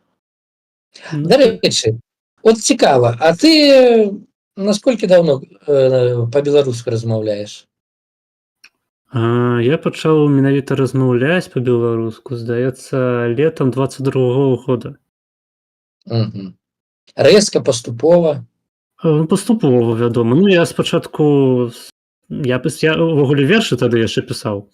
От так. Так, але спачатку я недзе з 17-го года, мабыць, я пісаў вершы па-расейску. А у годзе 21-м, здаецца, я пачаў пісаць па-беларуску таксама. Але ў тыя часы яшчэ не размаўляў па-беларуску. Толькі пісаў. Ну, гэта давалася трохі цяжкавата. Вось стараўся неяк... Стараўся проста неяк зрабіць, каб для мяне гэта былі такія, як кажуць, gateway drug. Тыпу вароты такія уваходу ў беларускамоўнасць, увогуле ў беларускую культуру. Ну, вось. Не, ну это... Ну, кажы, цікавы падыход. Так. І потым я пачаў больш чытаць па-беларуску, слухаць. І ў 22-м годзе і размаўляць таксама. Просто тут яшчэ такая тэма ёсць, што большасць беларусаў думае, што яны размаўляюць па-расейску. Хаця насамрэч, калі б які-небудзь прыезджы турыст з Расіі пачуў, як размаўляюць беларусы па-расейску, як яны думаюць, я вам бы сказаў, божачкі ты мой, калхознікі просто, краіна калхоз. Раскажу табе одну гісторыю. У мяне є былы ўжо сябар і блогер, правда, рускамоўны, па сталярцы што-то робіць у Беларусі. І вось аднойчы ён зрабіў ролик, ён мяне падтрымліваў, адзін з тых, хто падтрымліваў, калі на беларускую мову перайшоў у 2017 годзе. Але сам па-расейску пісаў. І вось аднойчы ён піша расійскай мовай: «Майстер-класс по изготовлению шуфлятки». Так это не вся история. Ну, это классика, так. Да, я к нему прихожу и говорю: слушай, ты себе сдал, где ты живешь? В принципе, як ты себе сдал? Ты написал слово «шуфлятка», его нема в русской мове. Да ладно, не может быть. И он почав, а его жонка, наставница, они почали разом шукать в словарах, все проверять. И праз пару дзён он приходит и говорит: блин, слухай, а правда шуфлятка нема в российской мове? Так. Жиза. Ну, насамрэч, это не толькі з шуфляткай. Шуфлятка — это просто самы распаўсюджаны прыклад. Я просто калі чую, як, напрыклад, мая бацькі размаўляюць, гэта заўсёды гэканне, гэта заўсёды там ужыванне слова ці, не ведаю, ягоны, там, гадоў. То бок, акцэнт вельмі моцны. Я ўжо не кажу пра тое, што там было ў маіх бабуляў, дзядуляў, з якімі я таксама своечасова правёў немало часу. Мяне досыць часта вазілі там у вёску. І беларускую мову ад іх я таксама чуў. Таму наколькі беларусы, у прынцыпе, як часта кажуць, што вы тут жмігары прыдумалі некую беларускую мову, усе беларусы для беларусаў, для ўсіх першая родная мова гэта расейская. Насамрэч, да. Я зараз просто узгадаў, просто будзе в тэму адзін зноў ж выпадак з майго жыцця. Адзін са сменшчыкаў маіх калег па былой працы у Беларусі, ён сам у вёске жыве, горад ездзіў на працу шмат гадоў. Увесь час, як быццам бы, хай з акцэнтам, але па-расейску са мной гутарыў. І вось я аднойчы тэлефаную яму дадому, ён са мной гаворыць, ён са мной, я па-беларуску, ён па-расейску. І тут яму трэба што-то сказаць на фоне дзе-то там жонцы, і я бачу, што ён гаворыць на чысцюцкай беларускай мове, і жонка яму так адказвае. Говорю: мужик, стоп, а что ты со мной не говоришь по-белорусски? В сенсе? Ты только что говорил по-белорусски. Не, я не говорю по-белорусски. Я не зразумел, что это было. Ну так, і часто ў вёсках, напрыклад, можна пачуць, што ў нас такая руская. Ну да, мабуть, это его такая русская. Так. Блин, это было прикольно. Таму для мяне, ў прынцыпе, беларуская мова, яна не была новая. Я просто часто спотыкаюся з людзьмі, там, напрыклад, які-небудзь, як яго прозвішча, Абламейка, не Абламейка, як гэты праграміст, Абламейка, па-мойму, так? Не ведаю пра якога ты. Ну, такі, ён яшчэ перадачу там са Шрайбманам рабіў такую, ну, карацей, неважна. Шмат людзей, якія там нарадзіліся, напрыклад, у вялікім горадзе, там, якім-нибудь Менску. І да іх беларускай мова гэта сапраўды, асабліва калі ў іх там яшчэ некалькі пакаленняў каранных менчукоў, якія беларускую мову ніколі не чулі. У іх сапраўды ёсць праблема такая, каб перайсці, напрыклад, з г на г, для іх гэта ненатуральна ўжо. Для мяне наадварот усё было. Я хоць і з Віцебскай вобласці, вось я ў Віцебску нарадзіўся, пра ўсход Беларусі існуе такі стэрэатып, што мы тут усе вельмі хочам, ну не тут, а там, я ўжо не тут, уже не ў Віцебскай вобласці, што мы там усе хочам вельмі моцна далучыцца да Расіі, што гэта самыя такія прарасійскія рэгіёны. Ну, насамрэч, прынамсі, у мове я такога не заўважыў. Усе размаўляюць так же сама. Вядома, са сваімі дыялектнымі там асаблівасцямі.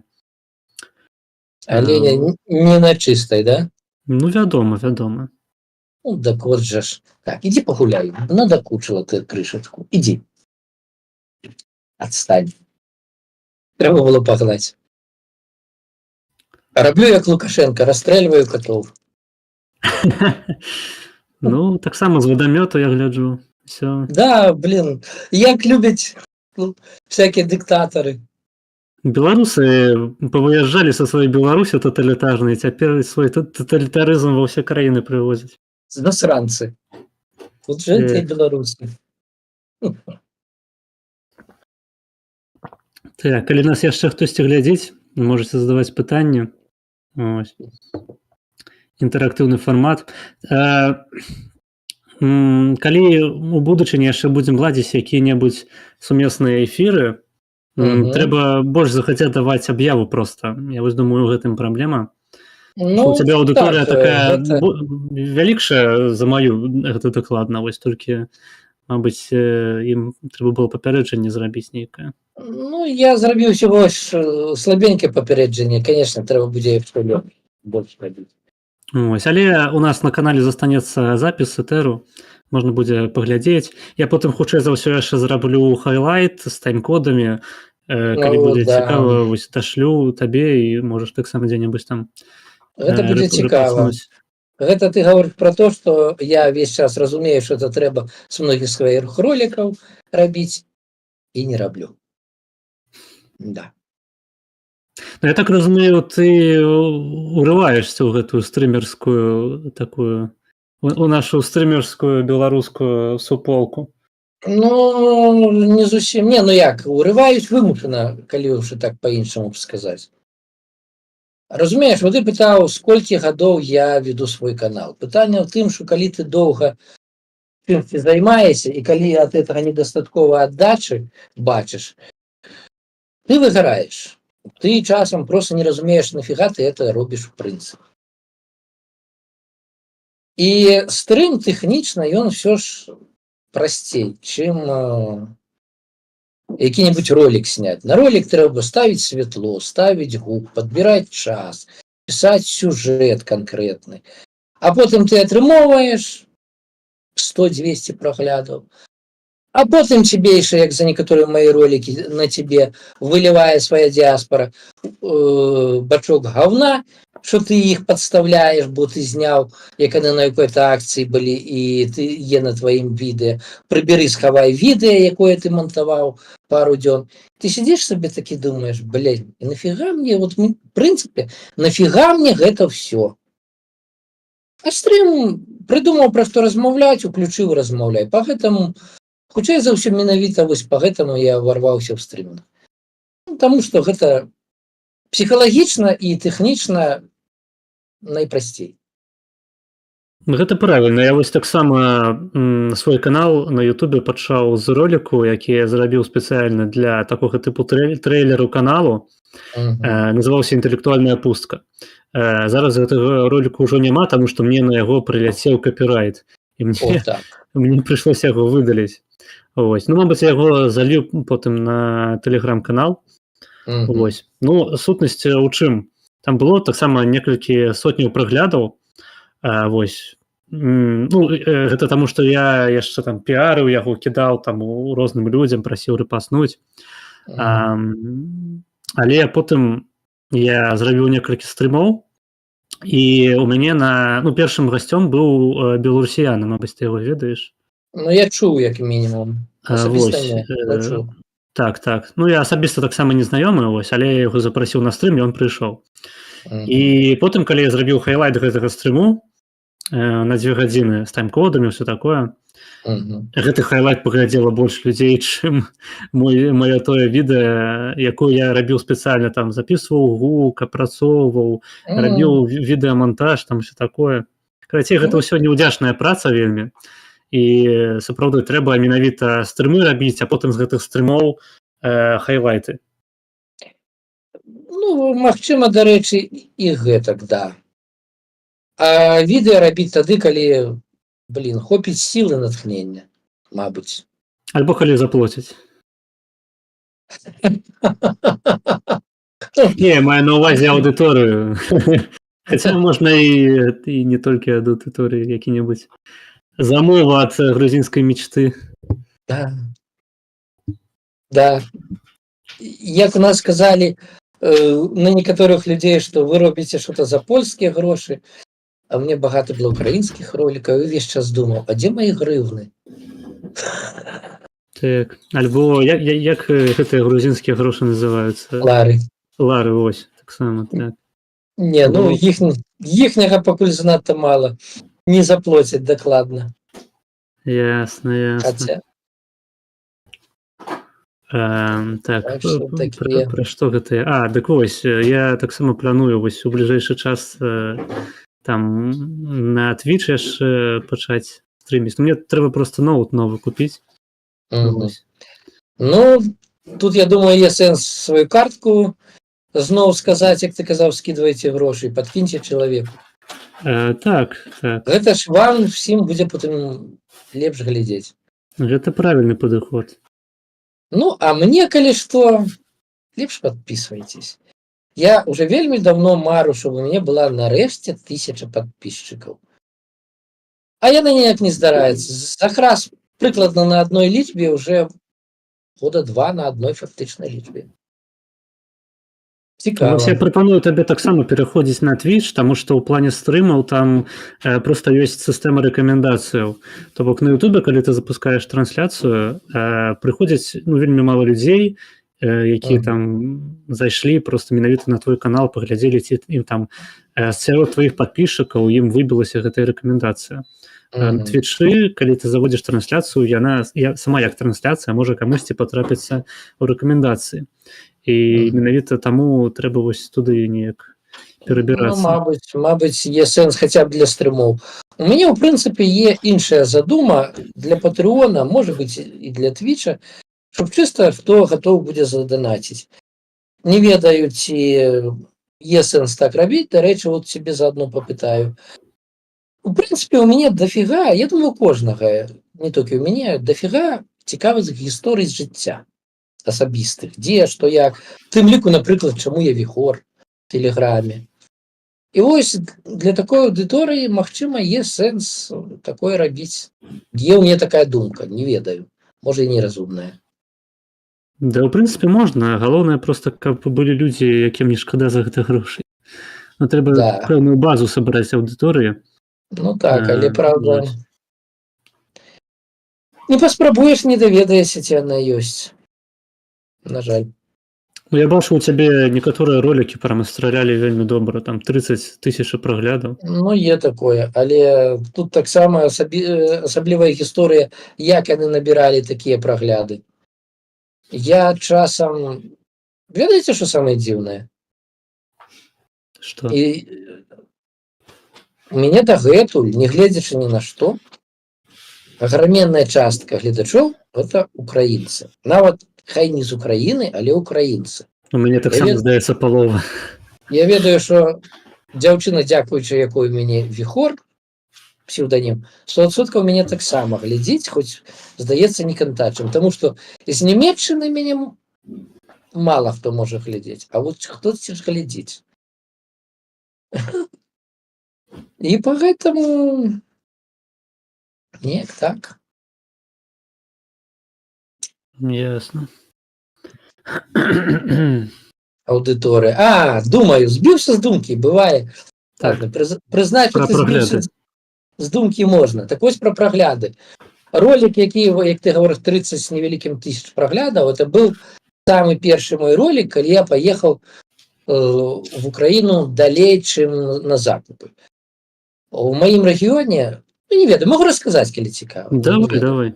У нас часу шмат. Гэта, в прынцыпе, таму што і паказальна в некаторым родзе. У нас дызелем зранку паехаў, вечарам вярнуўся. Быў такі утрыц, куды мы ездзілі на закупы з нашай рэгіёны, таксама як хтосьці ездзіў у Беластоку, Белападляску, бліжэй да польскай межы. І вось, калі я паехаў першы раз далей, чым гэты утрыц, зняў ролик, і я яго як спрабаваў піярыць. То сам дзесьці раскідваў па Фейсбуку ці дзе, то папрасіў адзін раз в новым часе, Мікола Дзядок напісаў пару слоў. Ну, набраў я 300 праглядаў быў. І за 3 месяцы. Ну, не шоў, нікуды не шоў ролик. Я просто дадумаўся, нефіг рабіць у Фейсбуку уроўненскую суполку, якую знайшоў у пашукавіке, запосціць гэты ролик. Суполка на 60 000 чалавек тады была. І трэба ж такому здарыцца, яно выбухнула. Я за першыя некалькі дзён набраў прям аж 25 000 праглядаў. Атрымаў і на Ютубе больш сотні каментароў, і в том же дописе в Фейсбуку таксама под 150 каментароў. Про мяне написала мясцовая радыёстанцыя на сваім сайце. У іх і сайт быў як навінавы, і свая радыёстанцыя незалежная. І вось так вот пошло круціцца. То есть, по сутнасці, ко мне прыйшлі і далі мне прагляды украінцы, а не беларусы. І пасля гэтага у мяне украінскія тэматыкі ролікі глядзелі. Хаця здымаў іх зусім для іншай задачы, насамрэч. Ну так, гэта не першы выпадак, калі беларускі контент ратуе украінская аўдыторыя. Таму што, здаецца, большыні людзей, якія маюць беларускі пашпарт, беларускі менавіта контент, ён неяк не вельмі цікавы.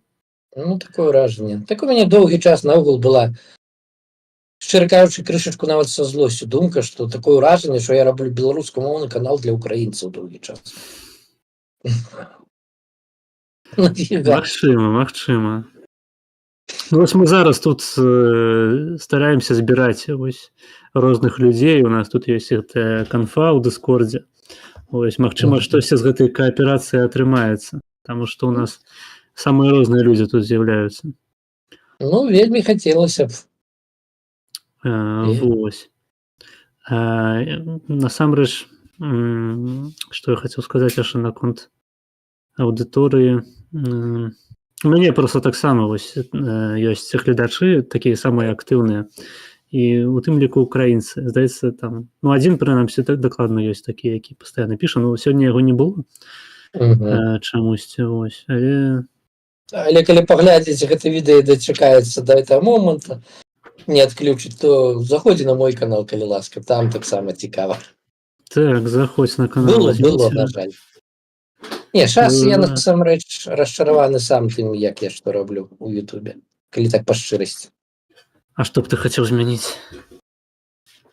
Я б хацеў, щоб мяне як-то хапіла сіл і каб хоць хтосьці знайшоўся, хто мог бы мне дапамагаць справай в стварэнні некаторых ролікаў. Напрыклад, я не умею нормально сам монтаваць інтэрв'ю. Я сейчас во многом интервью не здымаю менавіта таму, што, хацелось бы, чтобы быў чалавек, які мог бы змантаваць то, што я зняў. Мне, дарэчы, все мои інтэрв'ю монтаваў, за выключэннем, здаецца, парачкі, не я сам. І што ў Беларусі быў у мяне чалавек. Ну, в прынцыпе, так. Кулюхарскія свае відэа, вот не дае пакоя гэта кацярства. Кухарскія свае відэа хацеў бы таксама рабіць. Але калі ты здымаеш кухарскае відэа, то працэс прыгатавання якой-то стравы пры здымцы павялічваецца ў 2 мінімум, а то і до 4 разоў. То есть ты бегаеш з бруднымі рукамі, мыеш т.д. Ну, это тэхнічна не вельмі проста. Каб быў чалавек, які мог бы часам далучыцца проста, хаця б націскаць кнопачку, дзе я скажу, это было, па-першае, весялей, па-другое, хутчэй і прасцей. Але, на жаль, як-то вот не атрымалася з гэтымі штукамі. Ну, трэба, правильно, ось, як ты робіш сабе, щоб калабарацыі рабіць, трэба шукаць людзей, з якімі можна штосьці рабіць разам. Таму што, ну, як мінімум, так весялей. А як максімум, мне є таксама гісторыя, калі я яшчэ быў у Беларусі, і уже шла вайна, і адзін мой сябр, такі канал Вожык, перагучку прикольную робіць, мы адзін аднаго цягнулі. Хацеў і адзін канал свой закінуць, схаваць, таму што было за што пасадзіць. І другі чалавек хацеў. І мы просто дёргалі адзін аднаго. Слухай, ну во я зрабіў відэа. Ты давай цяпер. І вот толькі дзякуючы гэтаму, в прынцыпе, вот былі 2 такіх чалавека, хто цягнулі і нават падказвалі дзе-то штосьці, сюжэты які-то часам. Гэтыя каналы не загнуліся, зараз хоць як-то жывуць. Блин. Гэта, да, вот так працуе часам. Так. Ну, калі хочаш, у нас вось будуць, хутчэй за ўсё, далей конфы цэлыя, то бок я буду запрашаць адразу некалькі людзей. Можна. Можна. Добра. Галоўнае, чтобы я в той момант нікуды не папёрся, бо потом я все ж часто кудысьці прусь. Каб не выгналі, галоўнае яшчэ. Гэта, мабыць, самае галоўнае. Так. Бо тады дакладна куды-то прыйдзецца пёрціць. І не туды, куды хочаш, мабыць. Мне пакуль што, на шчасце, не пагражае, ось, але такія нейкія тэндэнцыі таксама назіраюцца і ў Польшчы, на жаль. У Польшчы? А што там так? Ну, тут вось былі парламенцкія выбары ў 23-м годзе.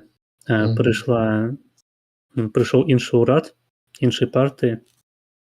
А ён, як прыйшоў, проста адразу беларусам перасталі візы выдаваць. Ну да, памятаю. Праблемкі пачаліся. Ну, вось. Зараз гэта трошачкі змяняецца, вяртаецца. Тыпу, у Грузіі вось пачалі выдаваць гуманітарныя. Мне пашанцавала, проста я прыехаў яшчэ ў 22-м годзе. Мгм. калі была старая партыя пры ўладзе. Вось. Мгм. Ну, я, дарэчы, скажу, что я мала з кім, правда, успеў пагаварыць, пары чалавек, але нашы людзі что-то ад тых віз, якія зараз гуманітарнай Польша выдае, не ў захапленні. Таму А што што такое? просто людзі разумеюць, што это прыехаць в Польшу і толькі там сядзець. Ну, як мінімум, так падалося людзям. А ў Грузіі тыпу нешта іншае, ты не проста там сядзіш. Не, ну это ж людзей думка. Насамрэч большасць тут таксама гэтак жа сядзіць. Таму дзіўная логіка, але вось такая праскаквае. Мгм. Хаця да, большасць ўсё ж тут сядзяць, таму што лішні штампік у пашпарце набліжае яго канец, нават не толькі тэрмін. Ну, ёсць дзейнічае. такое. Мне вось пашанцавала, што мне Польшча проста ахову дала. І ну, калі зусім нейкіх фундаментальных зменаў у Польшчы не адбудзецца, то гэта хутчэй за ўсё застанецца, і я спакойна сабе змагу нейкую тут легалізацыю атрымаць. Вось. Мгм. Ну, мне прасцей, таму што я яшчэ і студэнт, то бок я скончу з часам тут вышэйшую установу польскую. Мгм. Вось такім, ну, проста для студэнтаў тут прасцей. Тут і карты побыту хутчэй выдаюцца і ўсё такое. Ну да, перад пенсіянеры, як я, не цікавыя. На жаль, Це- так, там людзі па некалькі гадоў чакаюць гэтыя дакументы. Хаця па шчырасці, я часам сябе адчуваю нашмат крыпчэйшым, чым быў у 20, скажем, 8 гадоў. Але ж да пашпарта гэта не прышьеш. На жаль, так, на жаль, так. Ну, у Грузіі можна жыць і з беларускім пашпартам. Проста пытанне ў тым, колькі гэта яшчэ прыцягнецца. Ну, на жаль, так, на жаль, так. Ну, пабачым. Спадзяюсь, гэта даўжэй працягнецца. Потым прыйдзецца кудысьці што цікаць. Калі не папросяць, можа, не папросяць. Так. Не, Сакратвела насамрэч цікавая краіна і даволі камфортная для жыцця. Проста яна краіна, якая не для людзей, якія любяць, щоб все было чётка прапісана і быў парадачак. Тут табе вельмі шмат свабоды в плане таго, што ты і як можаш рабіць, даецца. І хто гатоў сваім жыццём сам кіраваць, спрабаваць, тут файна. А Ну жыць так, тут можна. я чуў такое, што Грузія такая лібертарыянская краіна. Мгм. А жыць тут можна, в прынцыпе, прыкладна на тыя самыя грошы, ну, па маім прыкідкам. То, да чого я прыйшоў. Прыкладна за тыя ж грошы, за якія ў Беларусі можна жыць. Просто, канешне, вот працу знайсці рэальна складаней, таму што нават тым же самым прыбіральшчыкам, калі не ў якую-небудзь установу беларускую ці украінскую, то трэба ведаць альбо картулі, альбо ангельскую мову. Мгм. А картулі гэта грузінская? Гэта грузінская. Ага. Насамрэч сябе тыя ж самыя, што ў нас звыклі называць грузінамі, это картвелы, яны самі так сябе завуць, а мова іхняя называецца картулі. Мгм. Ну гэта на грузінскай мове. Ну, тут таксама можна было б паспрачацца, і мяне выклікае некаторыя пытанні, чаму картвелы не абараняюць сваю саманазву так сама, як мы. От сколькі бывала у нас спрэчак з тымі ж расейцамі, магчыма, нават з палякамі, 100% з украінцамі, калі хтосьці скажа слова Беларусія. Мгм. А ў картвелу такога няма. Я, калі яны гавораць не на сваёй мове, ад саміх іх чую: Грузія, Грузія, Грузія. Я нават аднойчы запытаў: так а чаго так?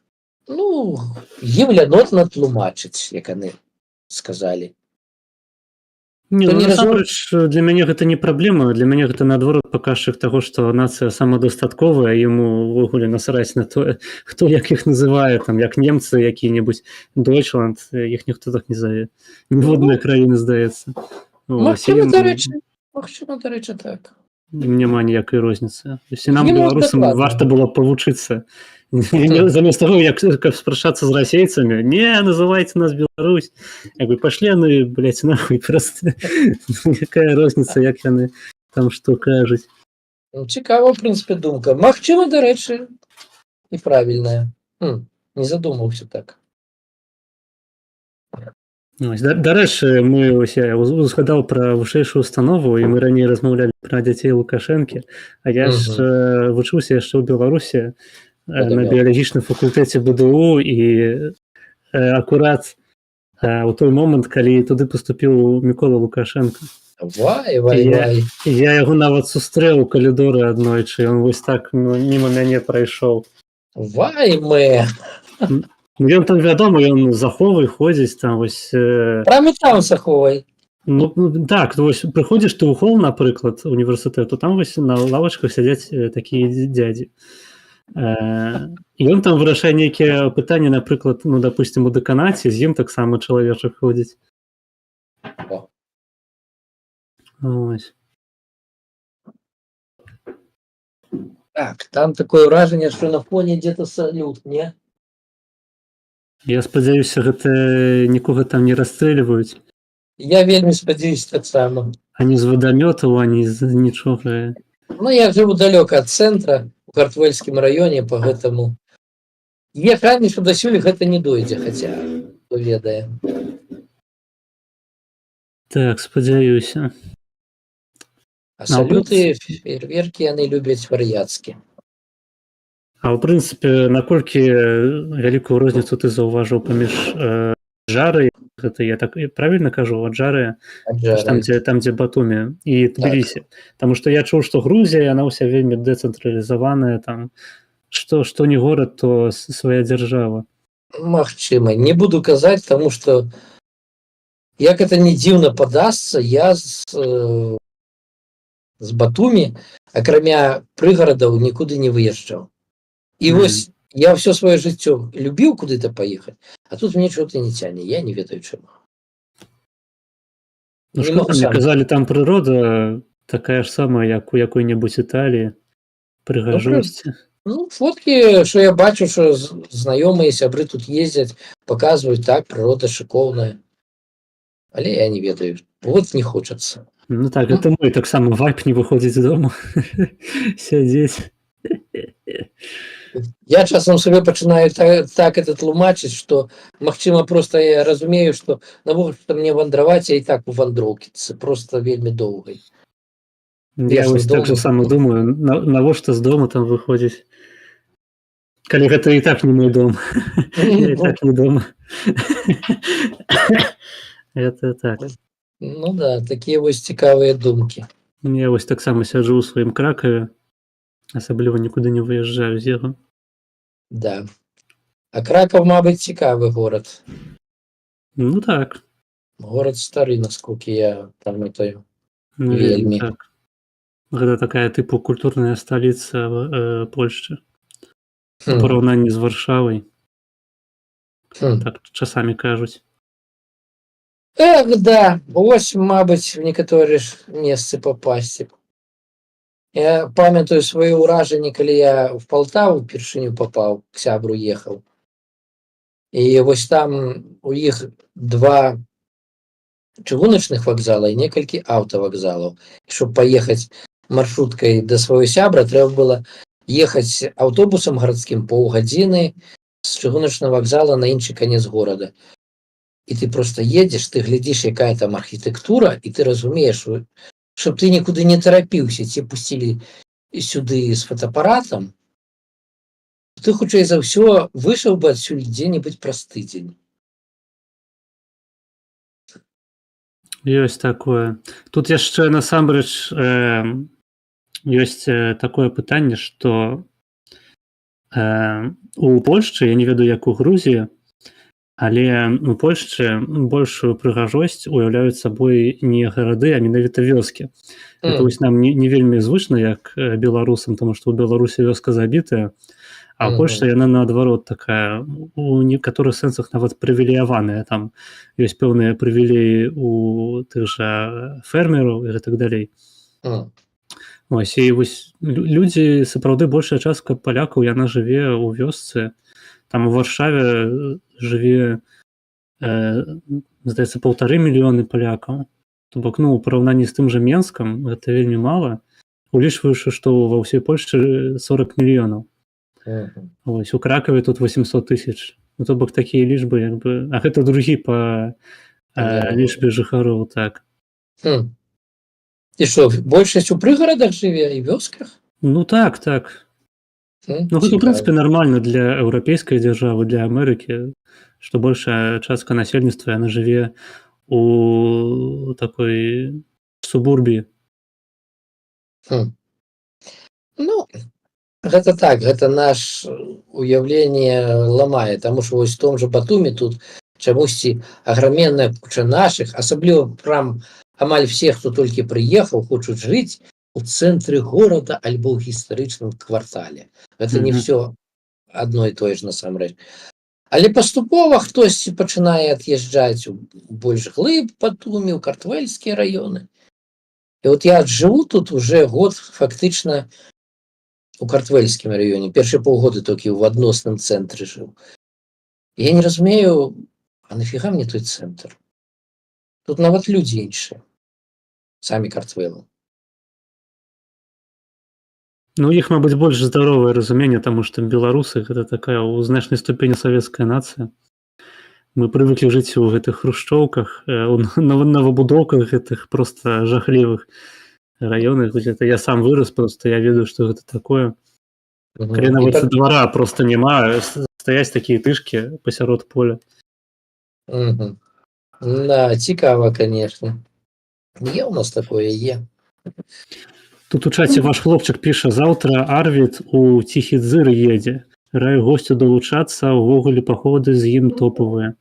Ну, Арвідаса я вже начуты про такое. Вось мой сусед прыехаў з вандроўкі, ён з ім разам рэгулярна ездзіць. Можа, калі з'езджу, але баюсь, што не хутка. Ну, вот не цягне мяне, не цягне. Ці ведаюць. Пакуль што не маё, дакладна. Ваш хлопчык яшчэ піша, таму што ў старым Батуме жыццё бурліць. Маладому чалавеку ў старым горадзе цікавей, і там не новабудоўкі. Ну, пачнем з таго, што дабрацца з картвельскага раёна в той жа новы горад, щоб паўдзельнічаць. А я багата таксама у чым паўдзельнічаў, і часам в чым-то ўдзельнічаю. Ну, паўгадзінкі патраціць. І што? Это на ровары. Ну, калі не грамадскім транспартам, хай з коркамі, коркі тут страшныя. Ну, часам 40 хвілін в адзін бок. І што? Абавязкова, щоб просто ты выйшаў, прайшоў 5 хвілін, і ты вже на якой-то імпрэзе. Ну, я не ведаю. Зато тут людзі больш класныя, тут цішэй. Тут не бахае, як я жыў першыя паўгода каля такого жылого комплекса Корбі, калі там кожны вечар бахалі салют, нармальны такі салют, гадзін на 5-7 мінімум. І калі, напрыклад, часам любілі яго бахаць, не кожны раз так, але часам у 2 ночы. Блин, ты спіш, і тут себе так класна, правда? Так. Я ўвогуле лічу, што ўсе гэтыя рэчы пазабараняць трэба. Ну, з картвелам забараніць салюты, гэта фантастыка. Яны настолькі любяць фейерверкі, што тут, в прынцыпе, проста па розных прычынах, калі выйдзеш паглядзець на горад, кожны дзень вечарам як мінімум некалькі фейерверкаў. А мінулы Новы год, ну, я падумаў, што вайна пачалась. Ён просто гарэў. Вот весь горад просто гарэў ад фейерверкаў. Лепшы момант, каб якая-небудзь расійская ракета заляцела і ніхто не заўважыў. І ніхто б не заўважыў, натуральна. У іх, для нас, для беларусаў, гэта будзе, мабыць, шок. Тых, якія не жывуць і не жылі у Сакартвэла. Але тут фейерверкі, нават у крупных крамах прадуктовых, просто во многіх є паліца, дзе цэлы набор фейерверкаў, петарды, всего такого. Не трэба куды-то ехаць асоба, шукаць. За што купіць хлебушка, за одну пачку петард набыў. Гэта жахліва насамрэч. Я не ведаю. Ну, тут Асабліва так для пры- жывёлаў. Жывёлы проста вар'яцеюць ад гэтых салютаў. Ну, я нават не ведаю. Такое ўражанне, што туташнія сабакі, каты большасцю звыклі да гэтага. Ну, мне здаецца, у вас хутка пачнуць грамадзянства даваць проста гэтым сабакам, якія акупавалі ўсе вуліцы. Так яны і так на лепшых правах, чым мы. Іх не выганяць. Чым беларусы дакладна. Іх не выганяць. Так што Так. вось так. Тут ваш хлопчык піша, дык Орбі гэта не стары горад. Ну, гэта не зусім стары... Не, ну, это не стары горад, але это на краю цэнтра, можна сказаць, горада. Ну, у маём разуменні, магчыма, я не маю рацыі, но я так успрымаю. Это ж не адзін квартал цэнтр горада. Ну, от парк 6 мая. Крыху далей, але ну, таксама цэнтр. Не ведаю, Орбі папулярны ў прыезджых. Мгм. Правда, больш у расейцаў, як я зразумеў. У цябе яшчэ шмат часу засталося? Ну, я думаю, што трэба, мабыць, закругляцца зараз будзе, бо тут Ага, окей. пачынаецца суседзі крышачку у кавышон фон рабіць і проста стане некомфортна. Добра тады. Можам на гэтым развітацца. Дзякуй, што прыйшоў на стрым. На здароўе, заўсёды гатоў паўдзельнічаць, калі цікавае. Я кажу, за любую актыўнасць, акрамя галадоўкі. Так, і ты тут, у прынцыпе, застанешся ў гэтай канфе нацыянальныя Мгм. людзі. Калі ў цябе ўзнікне жаданне падчас стрыму, можаш далучацца, там тут няма ніякіх абмежаванняў. Вось. Добра, буду маць на ўвазе. Прыемна было паразмаўляць, абмеркаваць розныя рэчы. Так. Калі раптам хто не падпісаўся на канал, дарэчы, а не пазнаёміліся, як цябе велічаць? Владзімир. Ось я, хто не падпісаны на канал Уладзіміра і знаходзіцца не ў Беларусі, падпісвайцесь, ставце падабайкі.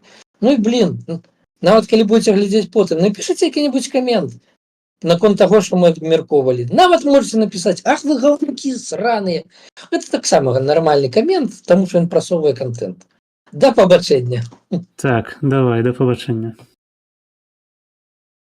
Так, отключаемся. Опа. А ты не адключыўся, здаецца. Ну, бляха-муха. В батончике тое, что ты дослал, выклали. Ладно. Я уже бачу. Всех этих рыбаков помню. Я просто тут знаю. Так.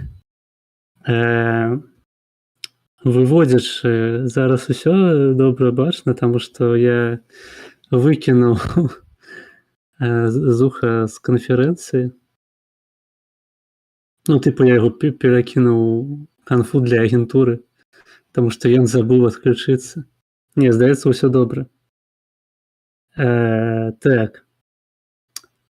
Я не бачу, каб хтосьці нешта пісаў, калі ўсё ж такі нехта з'явіцца, вось, захоча што-небудзь абмеркаваць, пішыце. Калі не, то будзем таксама закругляцца.